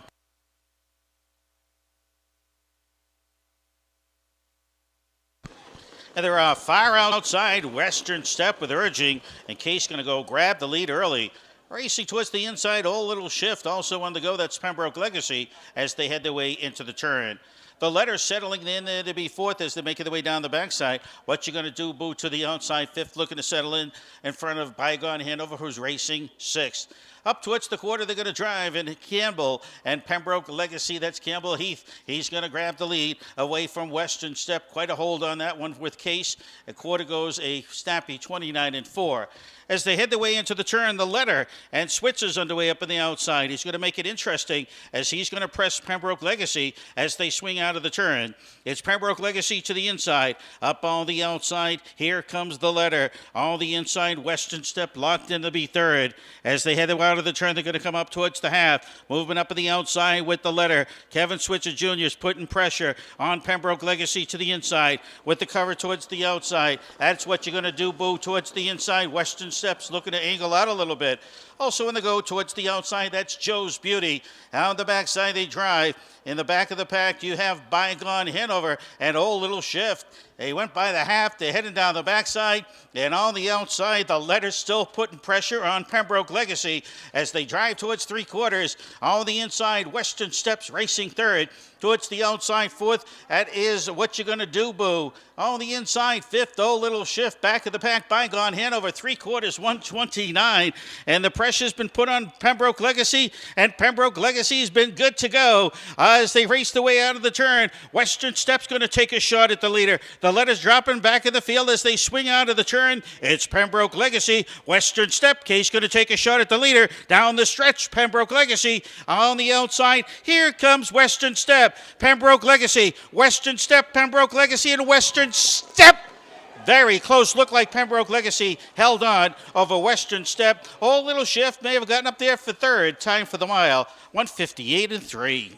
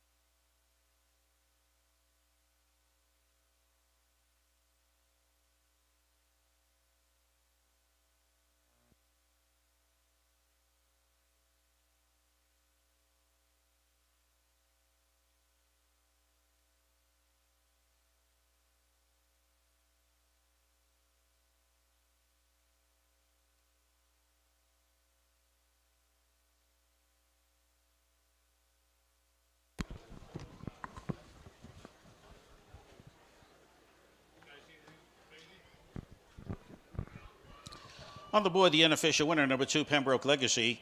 Second to the 6 Western Step. Third to the 1 Old Little Shift. 2-6-1, first 3 to the wire.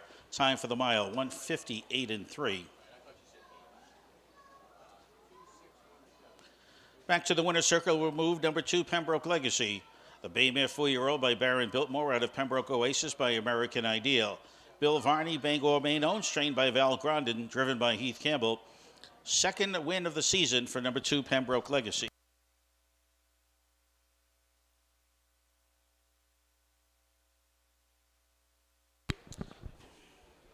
Again, we are remembering Hannah Myers today here at the Topsham Fair. Again, Hannah was a wonderful, talented young lady. To know Hannah was to love her. She was devoted to this fair for many, many years of her young life. She was a crafty gal. She loved her paint night. She had painted many, many pictures, and anyone who was privileged to know her loved her. She was a card maker and a seamstress. We're remembering Hannah Myers today here at the Topsham Fair. We can just listen to hear her sing "You Are My Sunshine" to her cows at the Bisson's Farm. God bless her.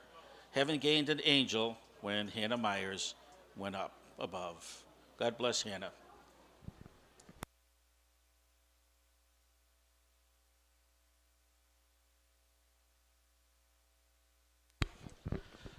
Order of finish, 6th race of the afternoon. Number 1, Old Little Shift was third. 2, Pembroke Legacy, the winner. 3, Bygone Hanover, 6th. Number 4, The Letter was 7th. 5, Granny's Girl did not start. Number 6, Western Step was 2nd. 7, What You Gonna Do, Boo, 4th. And number 8, Joe's Beauty, 5th. Top down, it's 3, 1, 6, 7, scratch 2, 4, 5 on the bottom. Time for the mile, 1:58.3. Pembroke Legacy, win number 17, Lifetime. A heck of a horse is a 3-year-old, made over $109,000. Many of them in the stake races here in the state of Maine.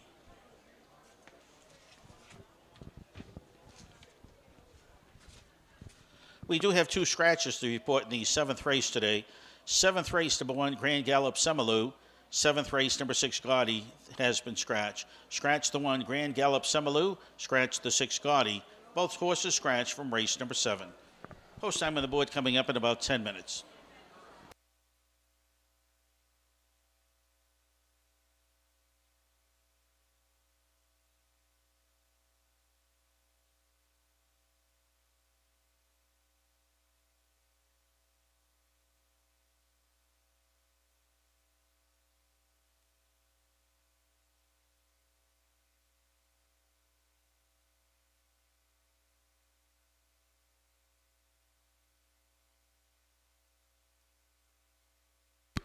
Pembroke Legacy paid $6 to win. The mid-double 3-2, $6.20. That's on the dollar double, mid-double 3-2. Dollar exact to 2-6, $10.60. The $1 Quinella combination of 2-6, $4.90. And the $1 trifecta 2-6-1 paid $108.10.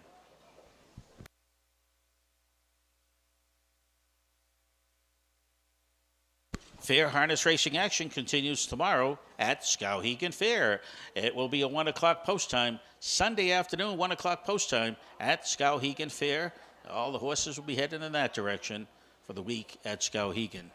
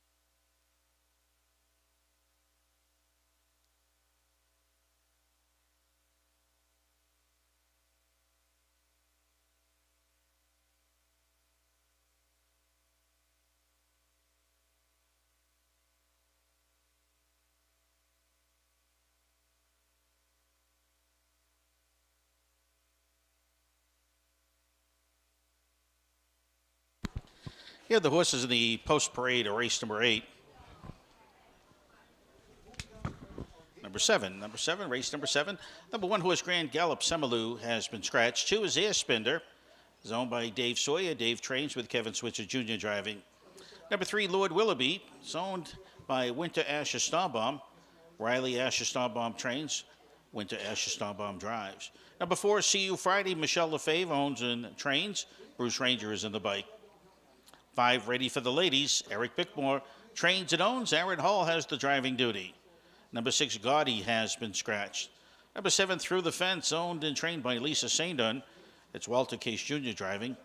Completing the field, number 8, Call Me Maverick, owned by Upland Farm of Wilbraham, trained by Allison Hines, driven by Mike Stevenson. Take note, the number 8 horse Call Me Maverick will start from the second tier, race number 7. Again, we have 2 scratches, number 1, Grand Gallop Semalu, and number 6, Gaudy. Win, place, show, Quinella Exacta Trifecta Wagering, race number 7, post time on the board in 5 minutes. 5 minutes till post time. Again, we have a good crowd in attendance. Don't be shut out. Your wagering action, race number 7.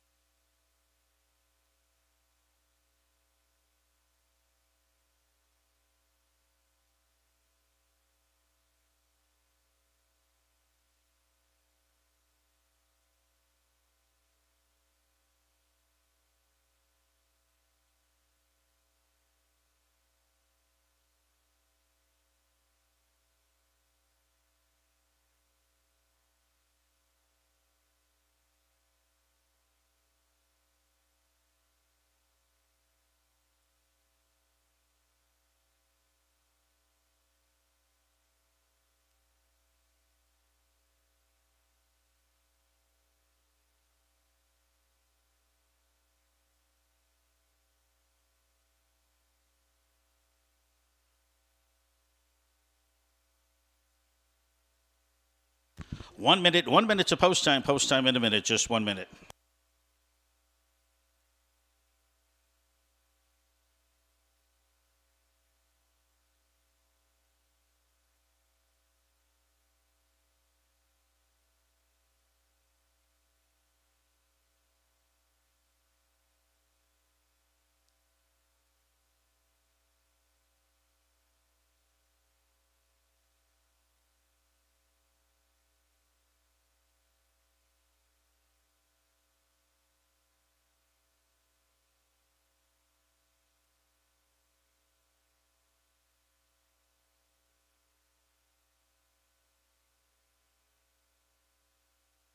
Less than a minute, less than 1 minute till post time. Don't be shut out. Still have time to wager. Race number 7 of the afternoon. Starter calls for the Pacers. It is now post time. Field of 6 head into the gate. Race number 7. Again, take note. Number 1, Grand Gallop Sumaloo, and number 6, Scotty, have been scratched.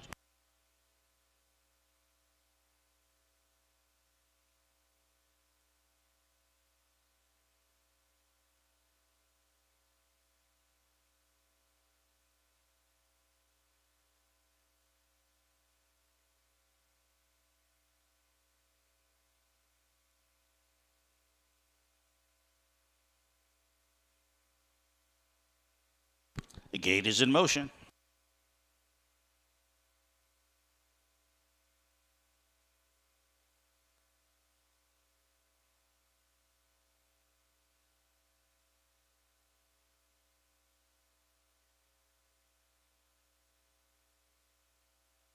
Field midway in the turn.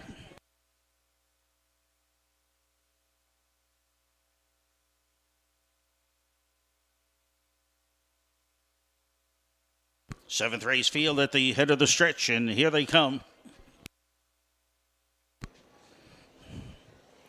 They're off to the outside. Casey hustles through the fence to grab the lead.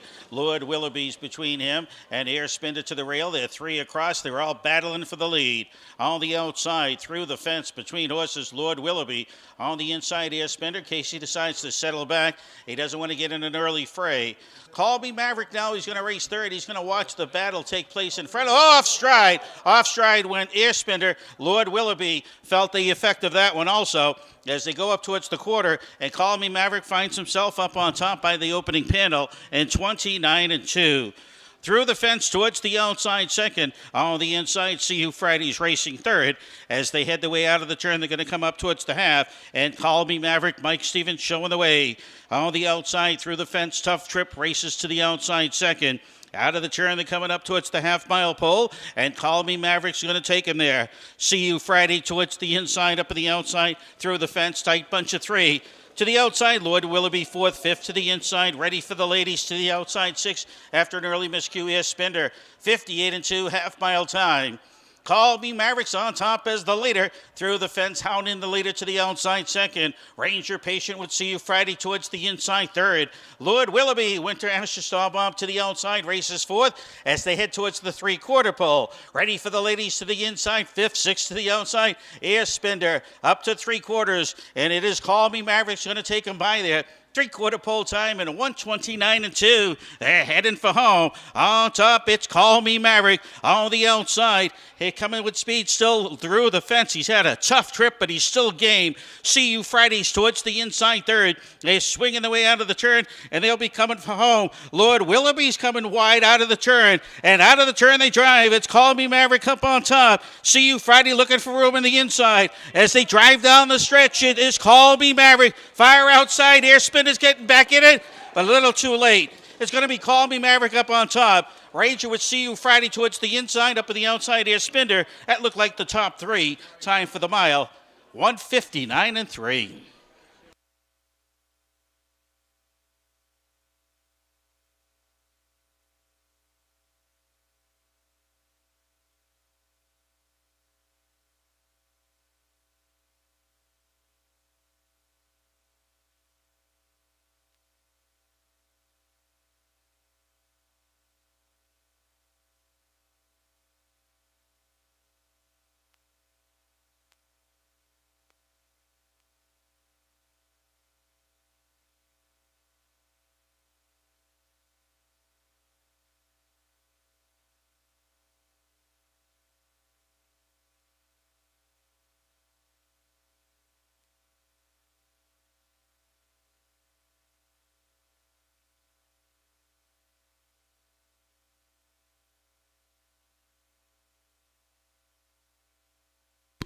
Ladies and gentlemen, there is an inquiry in the 7th race.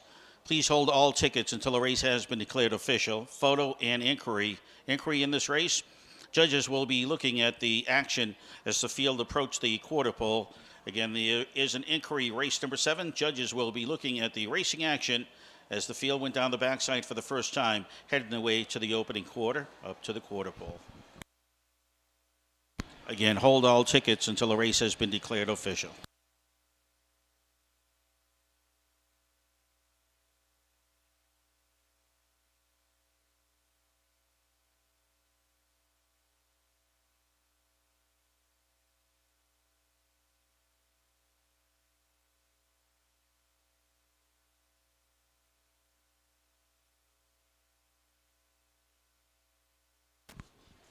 Back to the winner's circle, the unofficial race winner is number 8, Call Me Maverick. The Bay Gelding 5-year-old by Weston Maverick out of Briefly by Make It Brief. Upland Farm, Wilbraham, Mass. owns, trained by Allison Hines, driven by Mike Stevenson. Time for the mile, 1:59 and 3. It's the second win of the season for number 8, Call Me Maverick, when the race is official. Again, there is an inquiry on this 7th race.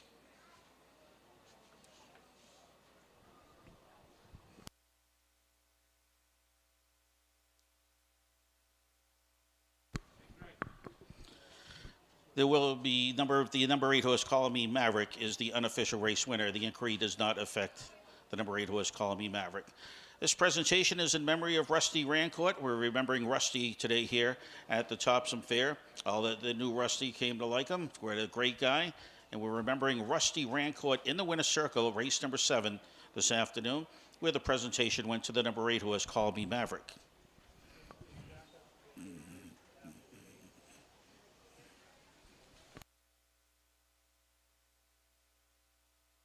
Again, the inquiry sign on the board, ladies and gentlemen. The judges are looking at the incident that occurred when the field was approaching the quarter pole. Again, hold all tickets.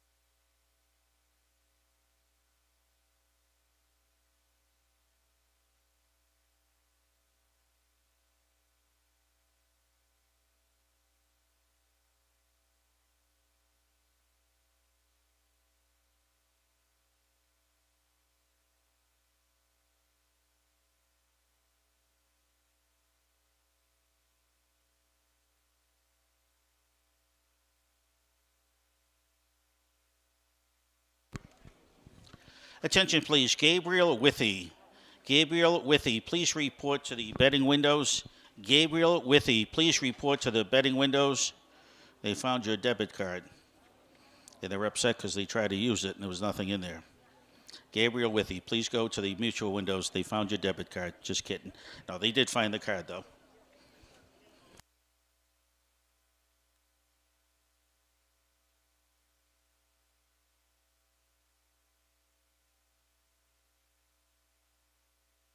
Again, the inquiry sign on the board. Hold all tickets, ladies and gentlemen, as the judges are looking at the replay. As the field approached the quarter pole, there was an incident that occurred, and the judges are reviewing the replay of race number 7, again, as the field headed towards the opening quarter.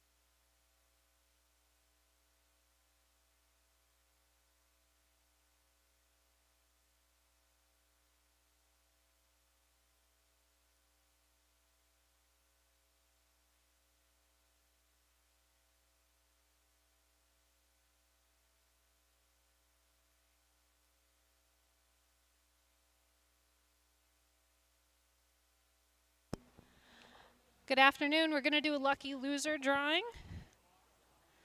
for a prize sponsored by Blue Seal Feed.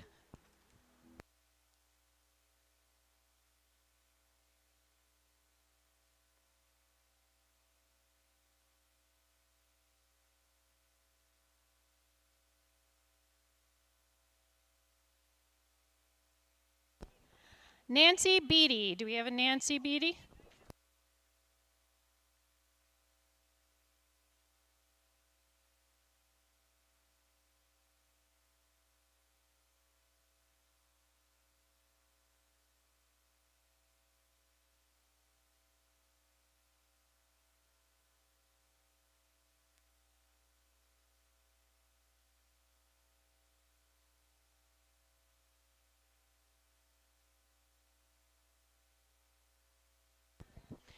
Manny Poole. Is there a Manny Poole?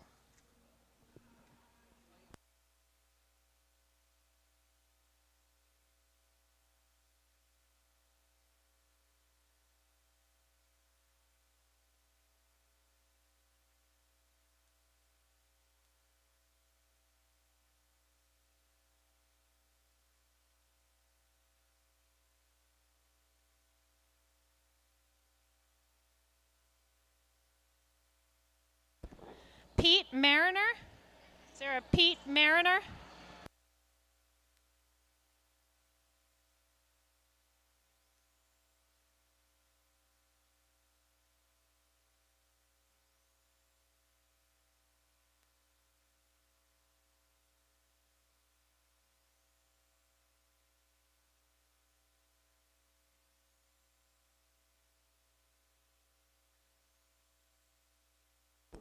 How about Mary Moriarty?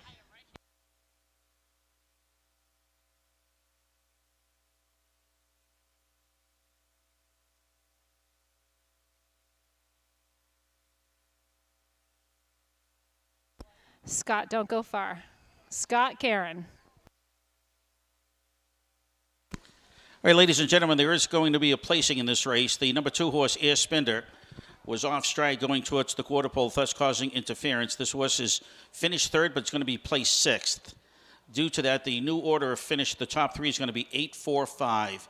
8-4-5 will be the trifecta number for race number 7.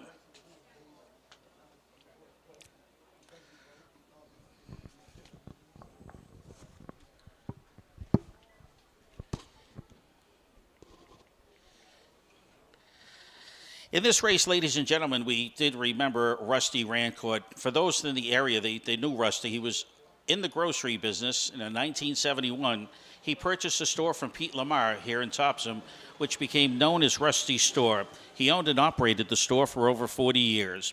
He attended both St. John's and St. Charles Church, was a former member of the Elks Lodge, and was a member of the Brunswick Golf Course.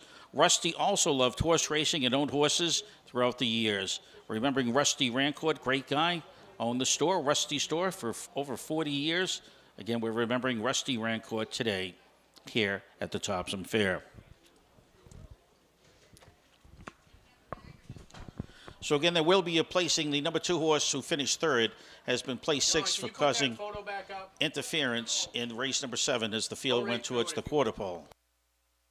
8-4-5 is the order of the top 3 for the trifecta.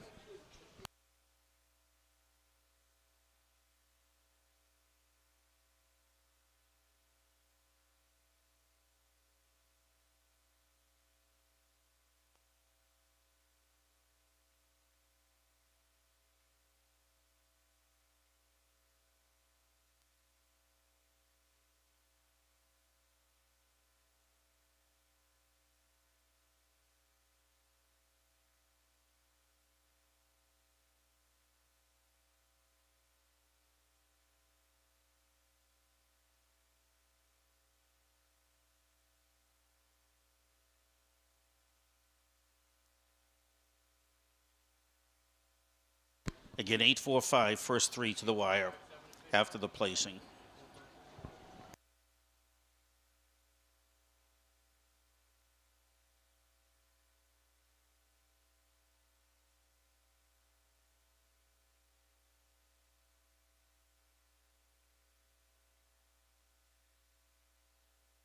and the race is now official. $15.60. And then the dollar exact $847.80. I just read you the $2 number. Dollar Quinella 48 $3.70, and the dollar trifecta 845 $38.40.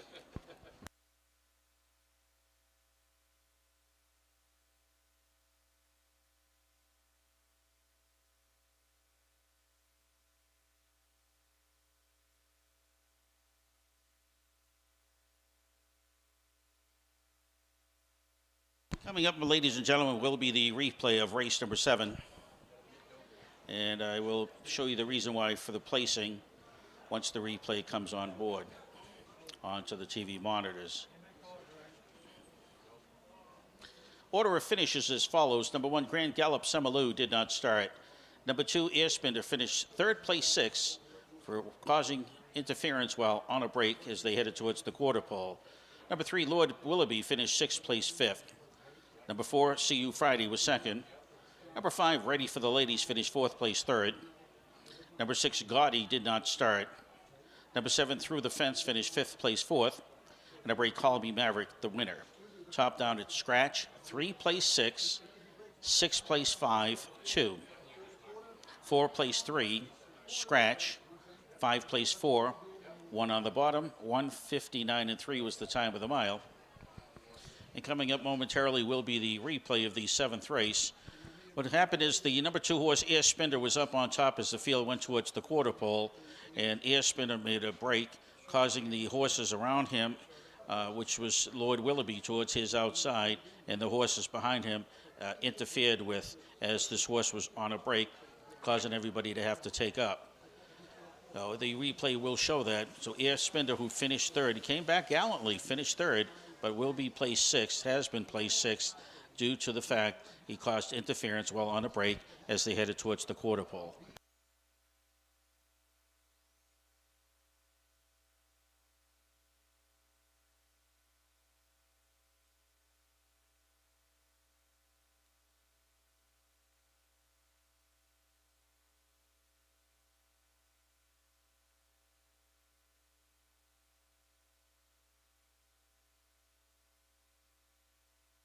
All right, if you turn to your TV monitors, ladies and gentlemen, it is the start of the race.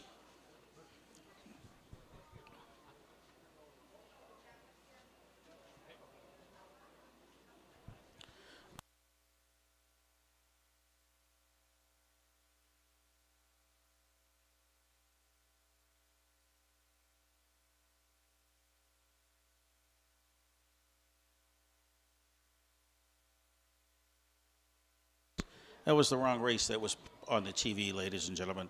We'll be looking to have race number 7 brought up.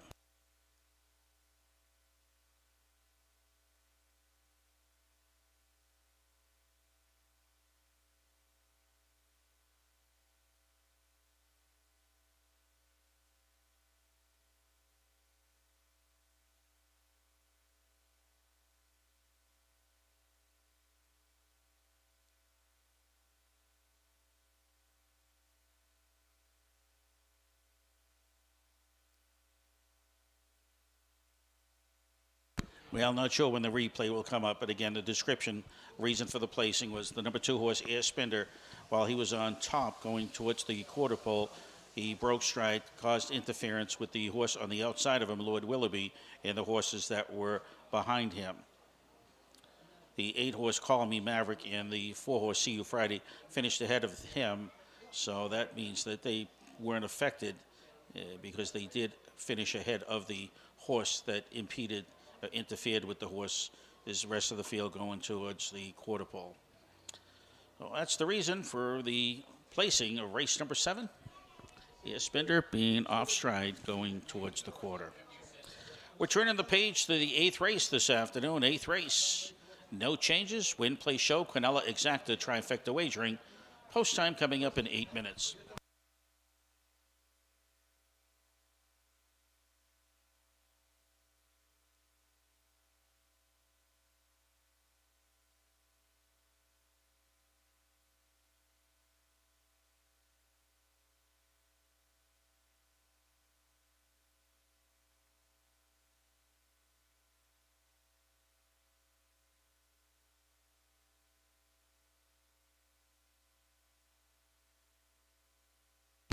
Okay, the replay for race number 7 is coming up.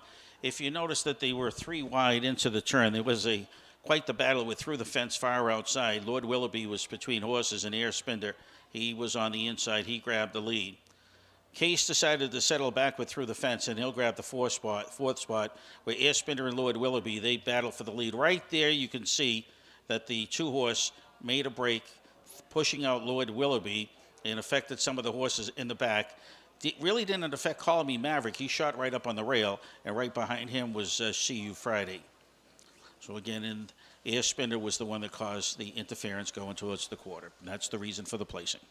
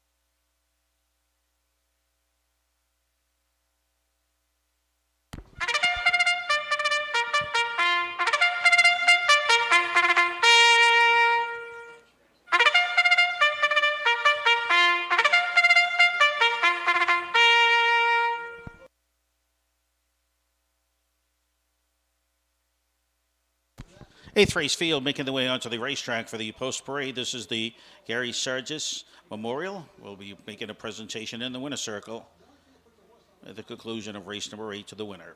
Number 1, it's Chumley. Candace Brandstatter owns and trains. Walter Case Jr. drives. Number 2 is Bally. It's owned by the Starter's Call. Mary Ranger trains with Bruce Ranger doing the driving.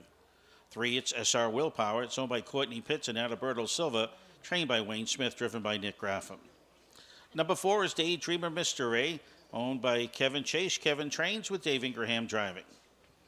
Number 5, JJ Maximus, is owned and trained by Craig Hall. Aaron Hall is in the bike. 6, Native Mavericks, owned and trained by Jim Smallwood. Kevin Switzer Jr., the reinsman. Number 7 is Creature. It's owned by Nancy Stewart. Nancy trains with Andy Harrington driving. And number 8, it's Katie Overdrive. It's owned and trained by Steve Mason. Keith Campbell is in the bike. 8 to the gate for the 8th. Win, play, show, Quinella. Exacta, trifecta, win, play, show. Post time coming up in 3.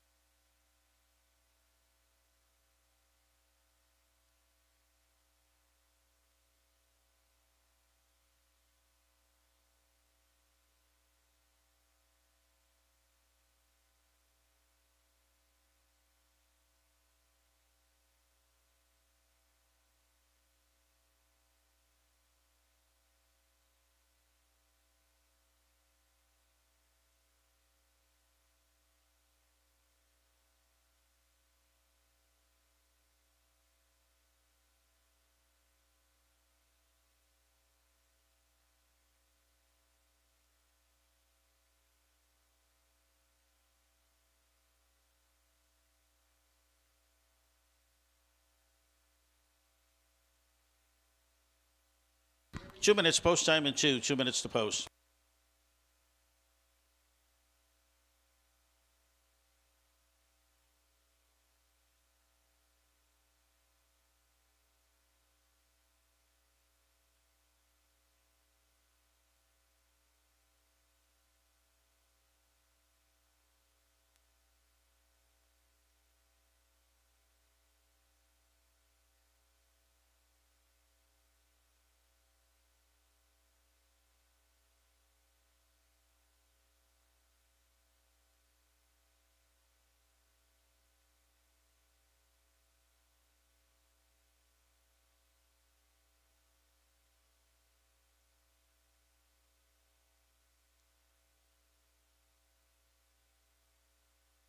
Now the horses are coming back for their second and final score with less than 1 minute till post time. You don't want to be shut out. Less than 1 minute. Take note, ladies and gentlemen, that the number 8 horse KD Overdrive does score from the second tier, race number 8.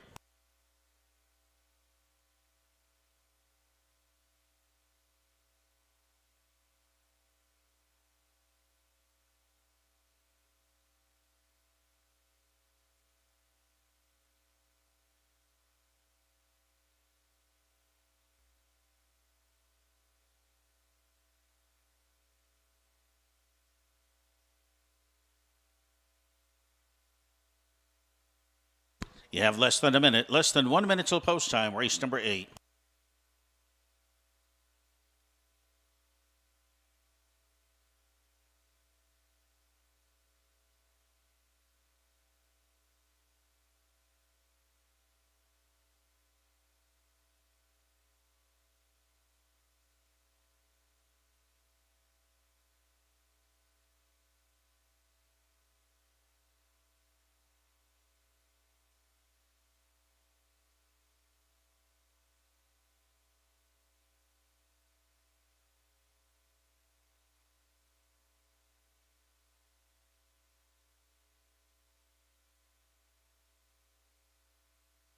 No time on the board.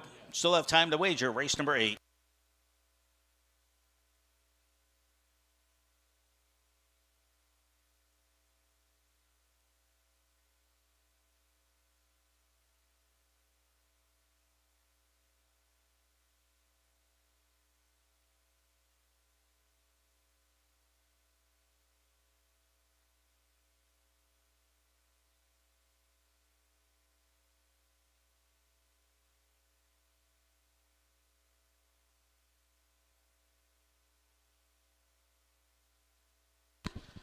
You know, ladies and gentlemen, you can catch the racing action on YouTube. If you like the racing action, you can go on YouTube and you'll be able to watch the replays over and over again. Actually, watching live on YouTube out in California is Cumberland's announcer, Scott Ehrlich, who after a delayed couple of days has made it home to his beautiful wife and family in California. I'd like to say hello to Scott, watching YouTube in Sacramento, California. Starter calls for the Pacers. It is post time.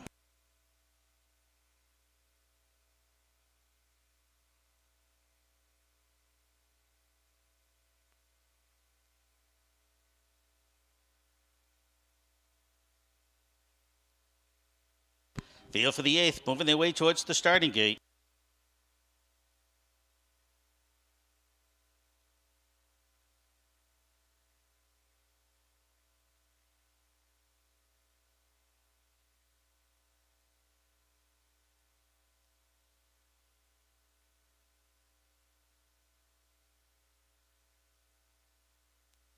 Starting gate is in motion.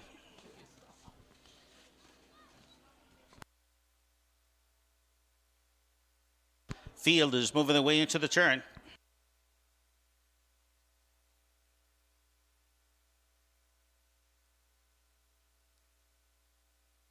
Eighth race field at the head of the stretch, and here they come.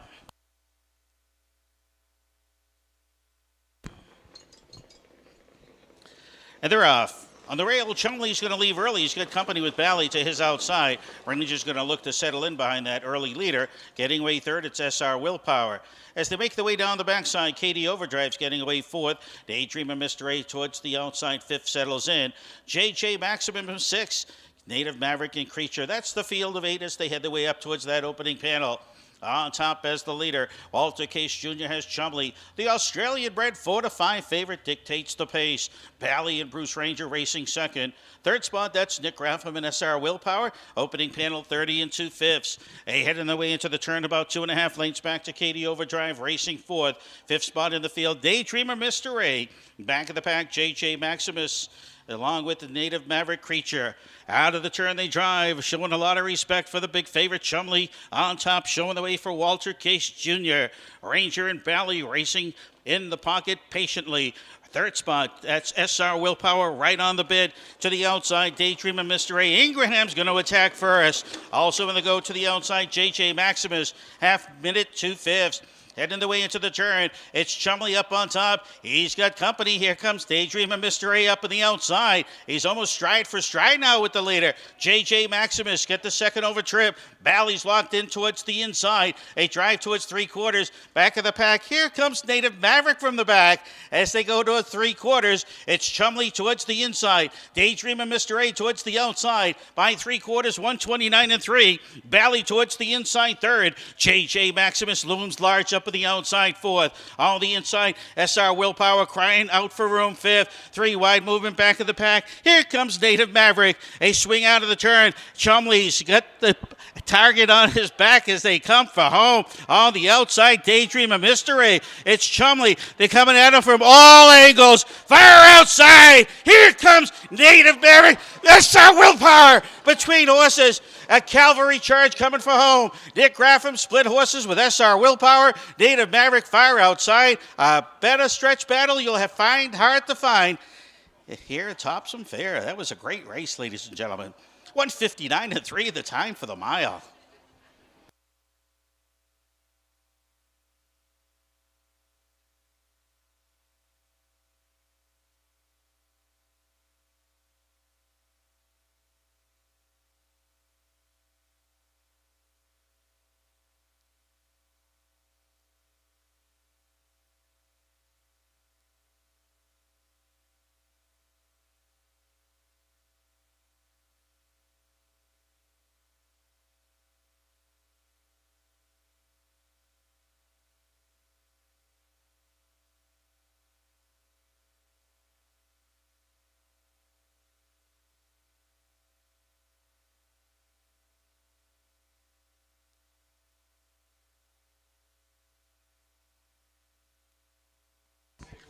That's going to be the best stretch battle of the week.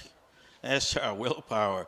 Nick Raffin was locked on the inside, and he found room coming through the stretch, and he definitely had Willpower coming for home. SR Willpower split horses. Finishing second, Native Maverick. He had a big move up on the outside going down the backside. The favorite Chumley, he held on for third. They came at him, they challenged him, and SR Willpower and Native Maverick prevailed over the big favorite.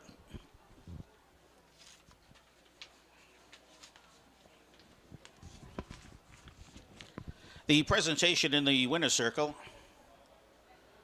is Gary Sagres. He lost his courageous battle with COPD this spring. Gary was the longtime proprietor of Winners OTB in Brunswick. Gary was instrumental in facilitating many of the changes that have preserved harness racing in Maine. Whether it was encouraging his patrons and friends to support legislative actions that would improve our industry, or the hundreds of hours he spent lobbying Augusta.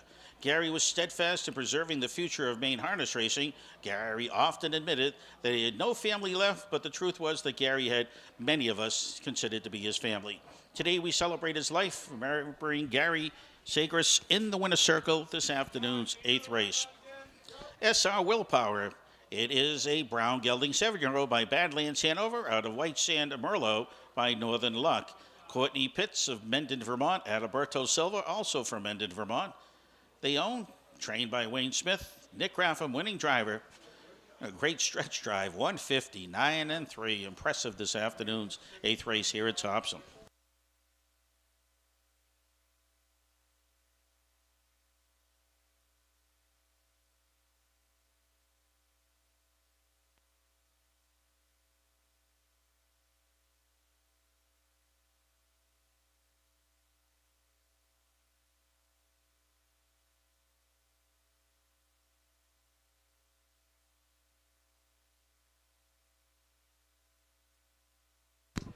Here's the order of finish for the 8th race. The number 1 horse Chumley was 3rd, 2 Bally 6th, 3 SR Willpower the winner, 4 Daydreamer Mr. A 5th, number 5 Maximus 4th, 6 Native Maverick was 2nd, 7 Creature 8th, number 8 Katie Overdrive 7th.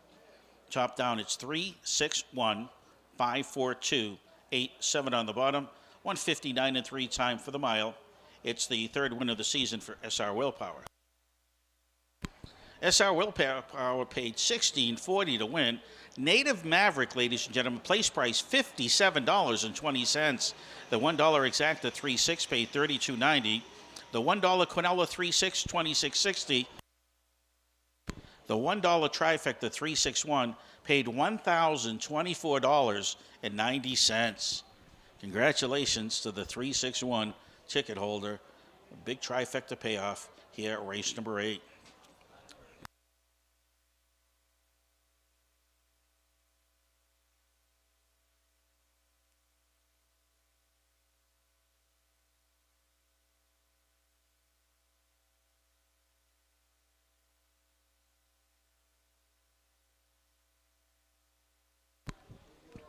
Ninth race post time coming up in about 10 minutes. It's the $12,000 purse for the Open. Speedy Field of 5 will be going postweight. Adriana Hanover will not start. Number 2, Adriano Hanover has been scratched from race number 9.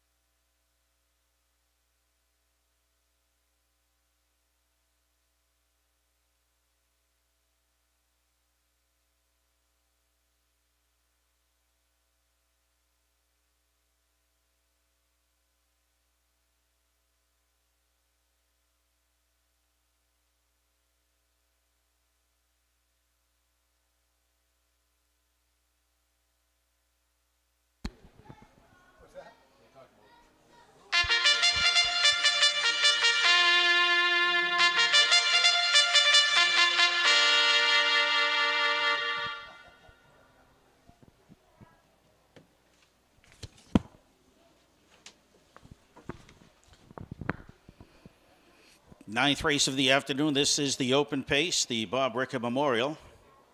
On the line, a purse of $12,000. The number 2 horse, Adriano Hanover, has been scratched. Speedy field assembled for this ninth race. Number 1 horse is Rock's a Patriot. It's owned by Steve Farrell of Ocala, Florida. Trained by Kelly Case. Dave Ingraham drives. This horse has a lifetime best mark of 151 set at Vernon Downs. Has $227,000 earned, 27 wins out of 135 starts.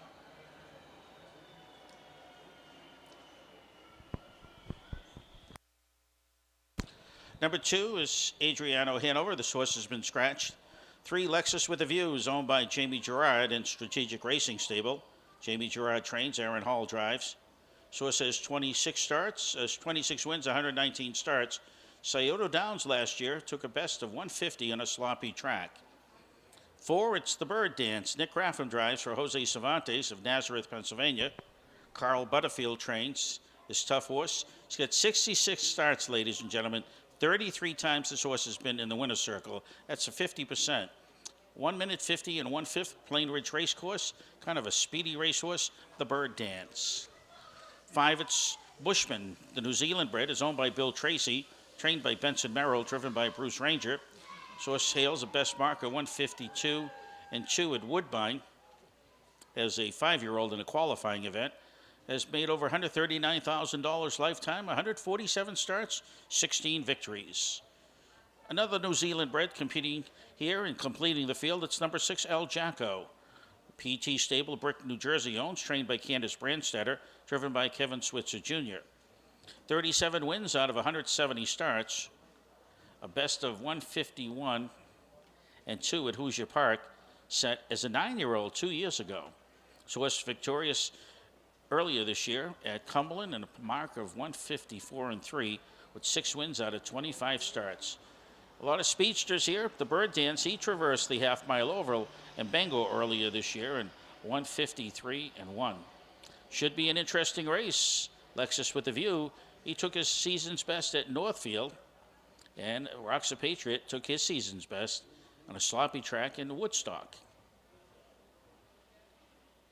Post time on the board in 4 minutes to post time. You don't want to be shut out. Great racing action this open pace. A lot of speedy racehorses going to be competing in less than 4 minutes. Don't be shut out on your racing action, your wagering action. Late double, Quinella Exacta Trifecta, win, place, and show. Take note in the 10th race, the second half of the late double, the number 6 horse, Manticipation, has been scratched. We're approaching 3 minutes now, 3 minutes to post.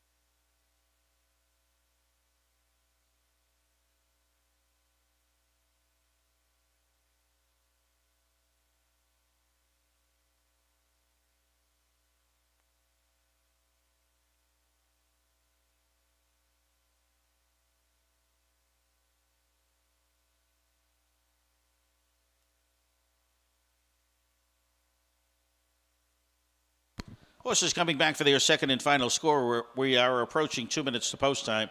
2 minutes to post time, race number 9.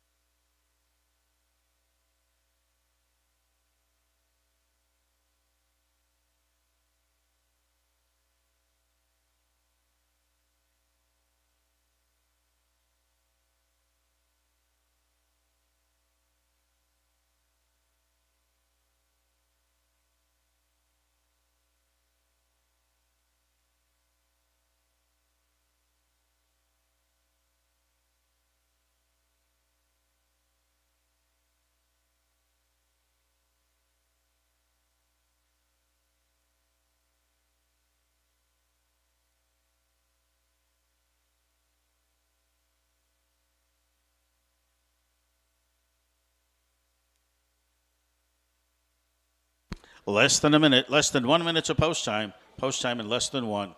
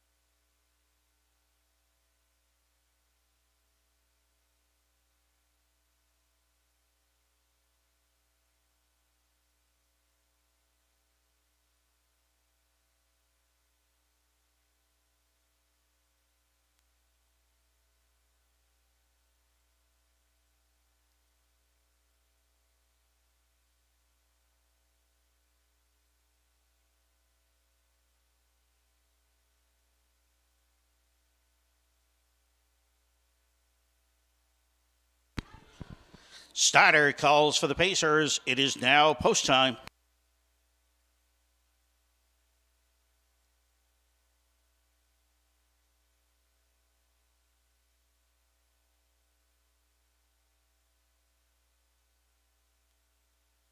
On the line, a purse of $12,000. This is the Open here at the Topsham Fair. This on the final day of racing action. Behind the gate, Rocks a Patriot, Lexus with a View. The Bird Dance, Bushman, Al Jacko. 4 of the 5 contestants came from down under, Australia and New Zealand. Rocks a Patriot. American horse, and here they come. And they're off. The Bird Dance quickly going to grab the lead into that turn. Rocks the Patriots going to settle in second. Alexis with a View racing third as they're moving their way down the backside first time. Al Jacko get away there to be fourth. Back of the pack, Bushman. Field of 5 heading the way up towards the quarter pole. The Bird Dance up on top. He's got 7 victories in the 2023 racing season. He's looking for number 8 this afternoon. But he's got 4 contenders behind him that want to spoil that. As they go up towards the quarter pole, it's the Bird Dance by that opening panel in 28-4. Rocks a Patriot second. Lexus with a View is third. El Jacko fourth. Bushman trails. They head out of the turn. They're going to come up towards the half-mile pole, and it's the Bird Dance. He's up on top. He's currently 4-5. He is the favorite, showing the way out of the turn. Rocks a Patriots racing second. Lexus with a View is third. El Jacko fourth. The trail of Bushman to the half. They're going to drive, and the Bird Dance is going to take him there. About a length and a half. Rocks a Patriots second. Lexus with a View third. Close to fourth for El Jacko. Bushman trails 58-2. Half-mile time. They're going to make their way down the backside, second and final time. Off the rail, here comes Lexus with a View. El Jacko's going to pick up that cover as they go to 3/4. It's the Bird Dance on top. Rocks a Patriot, good spot to the inside second. Lexus with a View underway up in the outside, now racing second, and is coming after the Bird Dance. On the outside, that is El Jacko. Towards 3/4, it's the Bird Dance by there, 127-4. They have less than a quarter of a mile to go for all the dough. And on top, it is the Bird Dance showing the way. On the outside, Lexus with a View. El Jacko's going to tip 3 wide. Rocks a Patriot towards the inside. As they swing out of the turn, it is the Bird Dance. Been there every step of the way. Here comes El Jacko. El Jacko's flying on the outside. It's the Bird Dance to the inside. El Jacko's going to go right on by. El Jacko's going to win it all.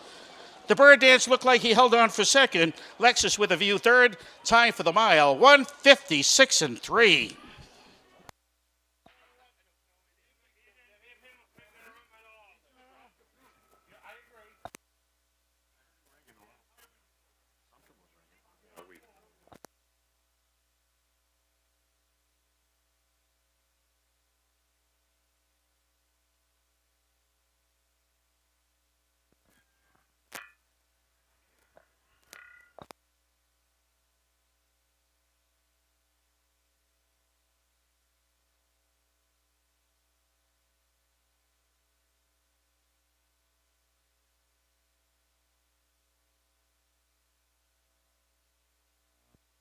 Pretty quick mile, 156 and 3. The track record for geldings and overall track record actually was from Kevin Switzer Jr. back in 2014 when he covered the mile in 153 and 4 with Art of Illusion. On the board, the unofficial winner, number 6, Al Jacko, second to the 4, the Bird Dance, third to number 3, Lexus with a View, 6-4-3, first 3 to the wire. This is the Bob Ricker Memorial. Bob Ricker enjoyed harness racing as a hobby. He was a patron of the Topsham Fair and had horses for many, many years here at Topsham with the help of Gary Ponziani. His friends and family gather here to remember Bob and his love of harness racing today, remembering Bob Ricker in the winner's circle for our 9th race of the afternoon. El Jacko's in the winner's circle, the brown gelding 11-year-old by Isu out of Epoxy Say, I Dream Away. Peachy Stable, Brick, New Jersey owns. Candace Brandstatter is the trainer. Kevin Switzer Jr. winning driver. It will be the 7th victory of the racing season for El Jacko once the race is determined to be official.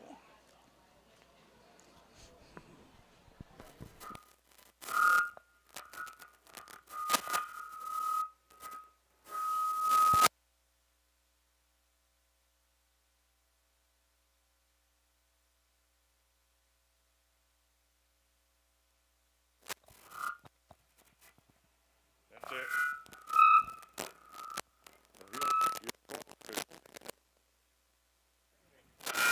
You got it. It's right there. Okay, you got it. That's it.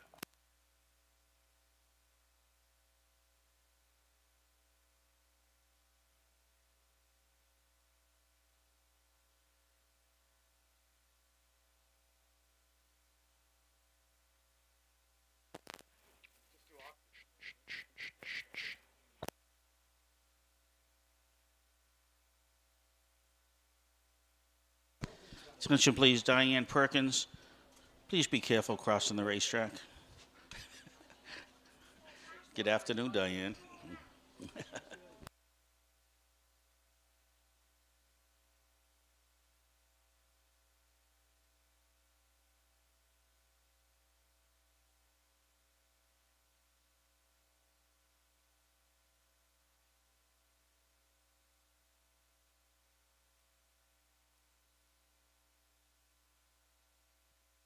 And the race is now official. Race 9 order of finishes as follows. Number 1, Roxa Patriot was 4th. 2, Adriano Hanover did not start. 3, Lexus with a View was 3rd. 4, The Bird Dance 2nd. 5, Bushman 5th. And 6, Al Jacko the winner. Top down it's 4, scratch 3, 2, 5, 1 on the bottom. 156 and 3, the time for the mile. 10th and final race of the afternoon. The number 6 horse, May Anticipation, has been scratched. In the 10th race, the number 6 horse, May Anticipation, has been scratched. 7 horses going postward in the 10th. Let's take a look at the parimutuel results for the 9th. The number 6 horse, El Jacko, paid $8.40 to win. Dollar exacta 6.4, $9.10. Dollar Quinella 4.6, $2.20. And the $1 trifecta 6.43, $55.80. Reminder, racing action continues tomorrow at the Skowhegan Fair. Sunday afternoon post time at the Skowhegan Fair is at 1 p.m. 1 o'clock post time tomorrow at Skowhegan.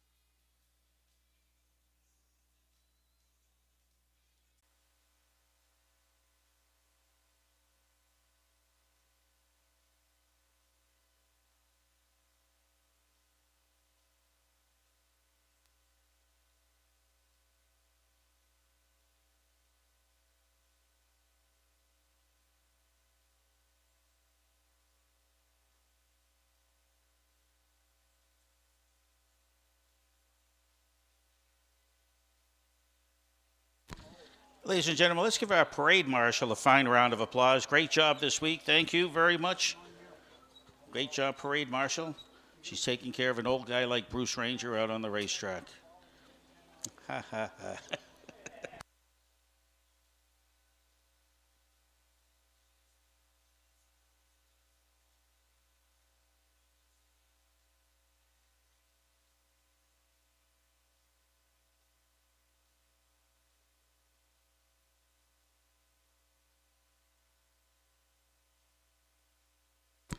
Less than a minute, less than 1 minute till post time. Now get your wagers in now. This is the finale. This is the last race of the 2023 racing season. Get your wagers in now. Race number 10. This is it.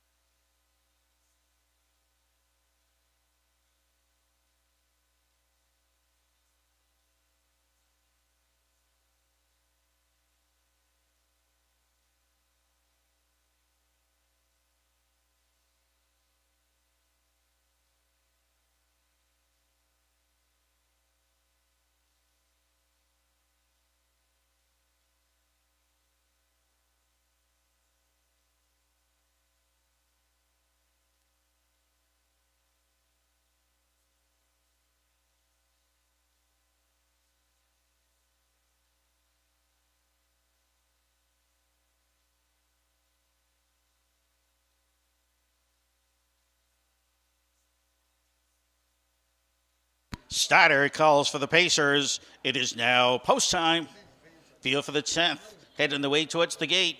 7 contestants competing here, race number 10.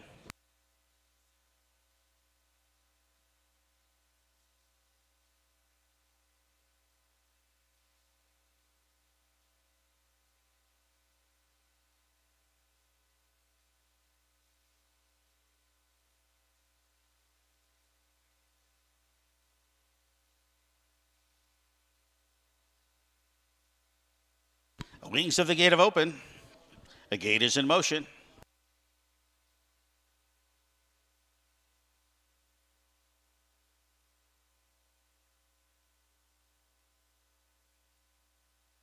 Field moving the way into the turn.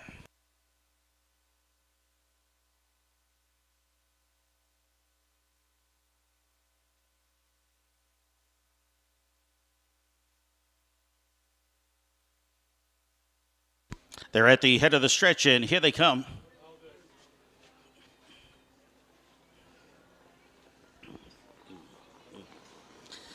They're off. Center of the racetrack, Cyclone Pass is underway, as is Pembroke Scorpio. On the inside, Ace 44 Mickey trying to protect rail position as they head their way into the turn.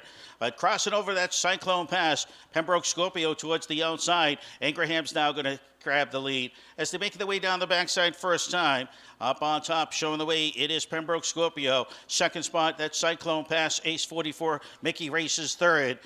Getting away fourth in the field, that's Real Sancho. They go by that opening panel in a time of boom, 28-4. Blistering opening panel as they head their way into the turn. On top, Pembroke Scorpio shows the way. All the Vance Cameron fans know what that's all about. Cyclone Pass second. Racing third, that's Ace 44 Mickey. They're racing the way out of the turn. Real Sancho fourth, fifth to the inside. That's Dexter Jolt. Movement up on the outside. Ring Warrior, Don't Sweetness. They head their way up towards the half-mile pole. And Pembroke Scorpio and Ingraham dictates the pace. Cyclone Pass second on the inside. Ace 44 Mickey third. On the outside fourth, here comes Ring Warrior. Real Sancho stays into the inside fifth. Sixth underway up on the outside as they're making their way down the backside. That's Don't Sweeten It. Dexter Jolt on the rail. They're heading the way towards three quarters. And Graffam is now tipping towards the outside with Cyclone Pass. He's going to come after Pembroke Scorpio as they head towards the three-quarter pole. Cyclone Pass to the outside. Now takes over command. The 9-5 shot showing the way. Pembroke Scorpio trying to fight back towards the inside as they go by three quarters. It's Cyclone Pass on top as the leader. Pembroke Scorpio, he settles back there to be second. Ring Warriors up on the outside as they swing out of the turn and they're coming for home. And Cyclone Pass, Nick Graffam showing the way. He's having a good afternoon today. He's got the 9-5 shot up on top, which is going to make all the fans happy that bet the favorite coming through the lane. It is Cyclone Pass showing the way home. Racing second, Pembroke Scorpio. On the far outside, here comes Ring Warrior. They come to the wire. Cyclone Pass does it. Very tight for second. Looked like Pembroke Scorpio. On the outside, Ring Warrior may have gotten third. Time for the mile, 1:59.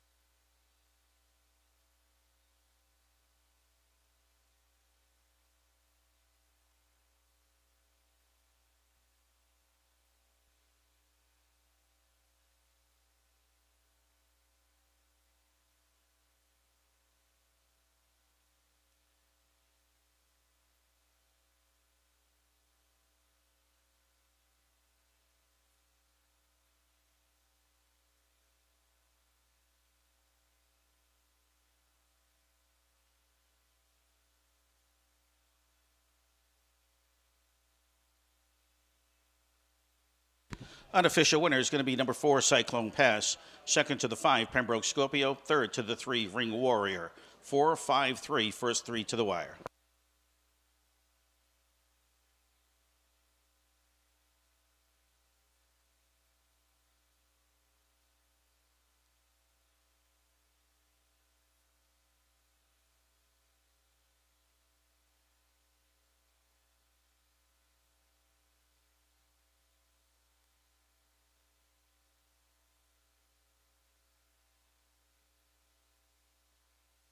To the winner's circle moves number 4, Cyclone Pass.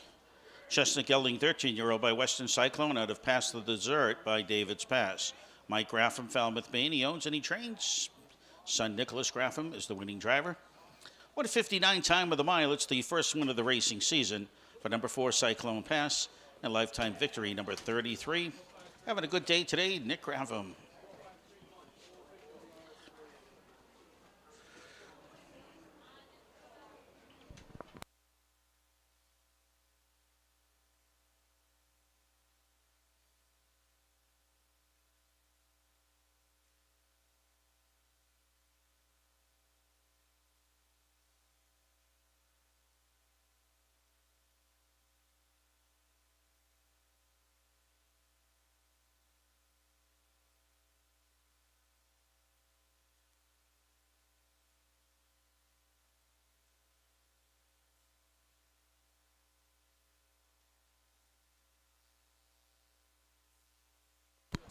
I'll give you the order of finish for the 10th race. Number 1, Ace 44, Mickey was 4th. 2, Real Sancho 5th. 3, Ring Warrior 3rd. 4, Cyclone Pass the winner. Number 5, Pembroke Scorpio was 2nd. 6, Anticipation did not start. Number 7, Don't Sweeten It was 7th. And number 8, Dexter Jolt 6th. From the top, it's 4, 5, 3. 1, 2, scratch, 7. 6 on the bottom. 1:59 time of the mile. Again, it's the first seasonal victory for the number 4 horse, Cyclone Pass. The double combination of 6-4, dollar double, paid $13.50. Cyclone Pass paid $5.80 to win, paid $15.20 to place. The $1 exacta 4-5, $12.30. The $1 Quinella 4-5, $12.50. The $1 trifecta 4-5-3 paid $71.60. Well, racing action continues tomorrow. The fair circuit at Skowhegan, 1 o'clock post time. You want to grab racing action? Go on over to Skowhegan. Catch the fair, catch the harness racing action with the first race post time tomorrow at 1 o'clock. Well, from high above trackside, this is your track announcer, Bill Ellis, bidding you good day. Please drive carefully. Stick around, enjoy the fair festivities for the remainder of the day. Again, want to thank everybody for coming out, supporting harness racing action here at the Topsham Fair for 2023. Have a great day, everybody. Take care.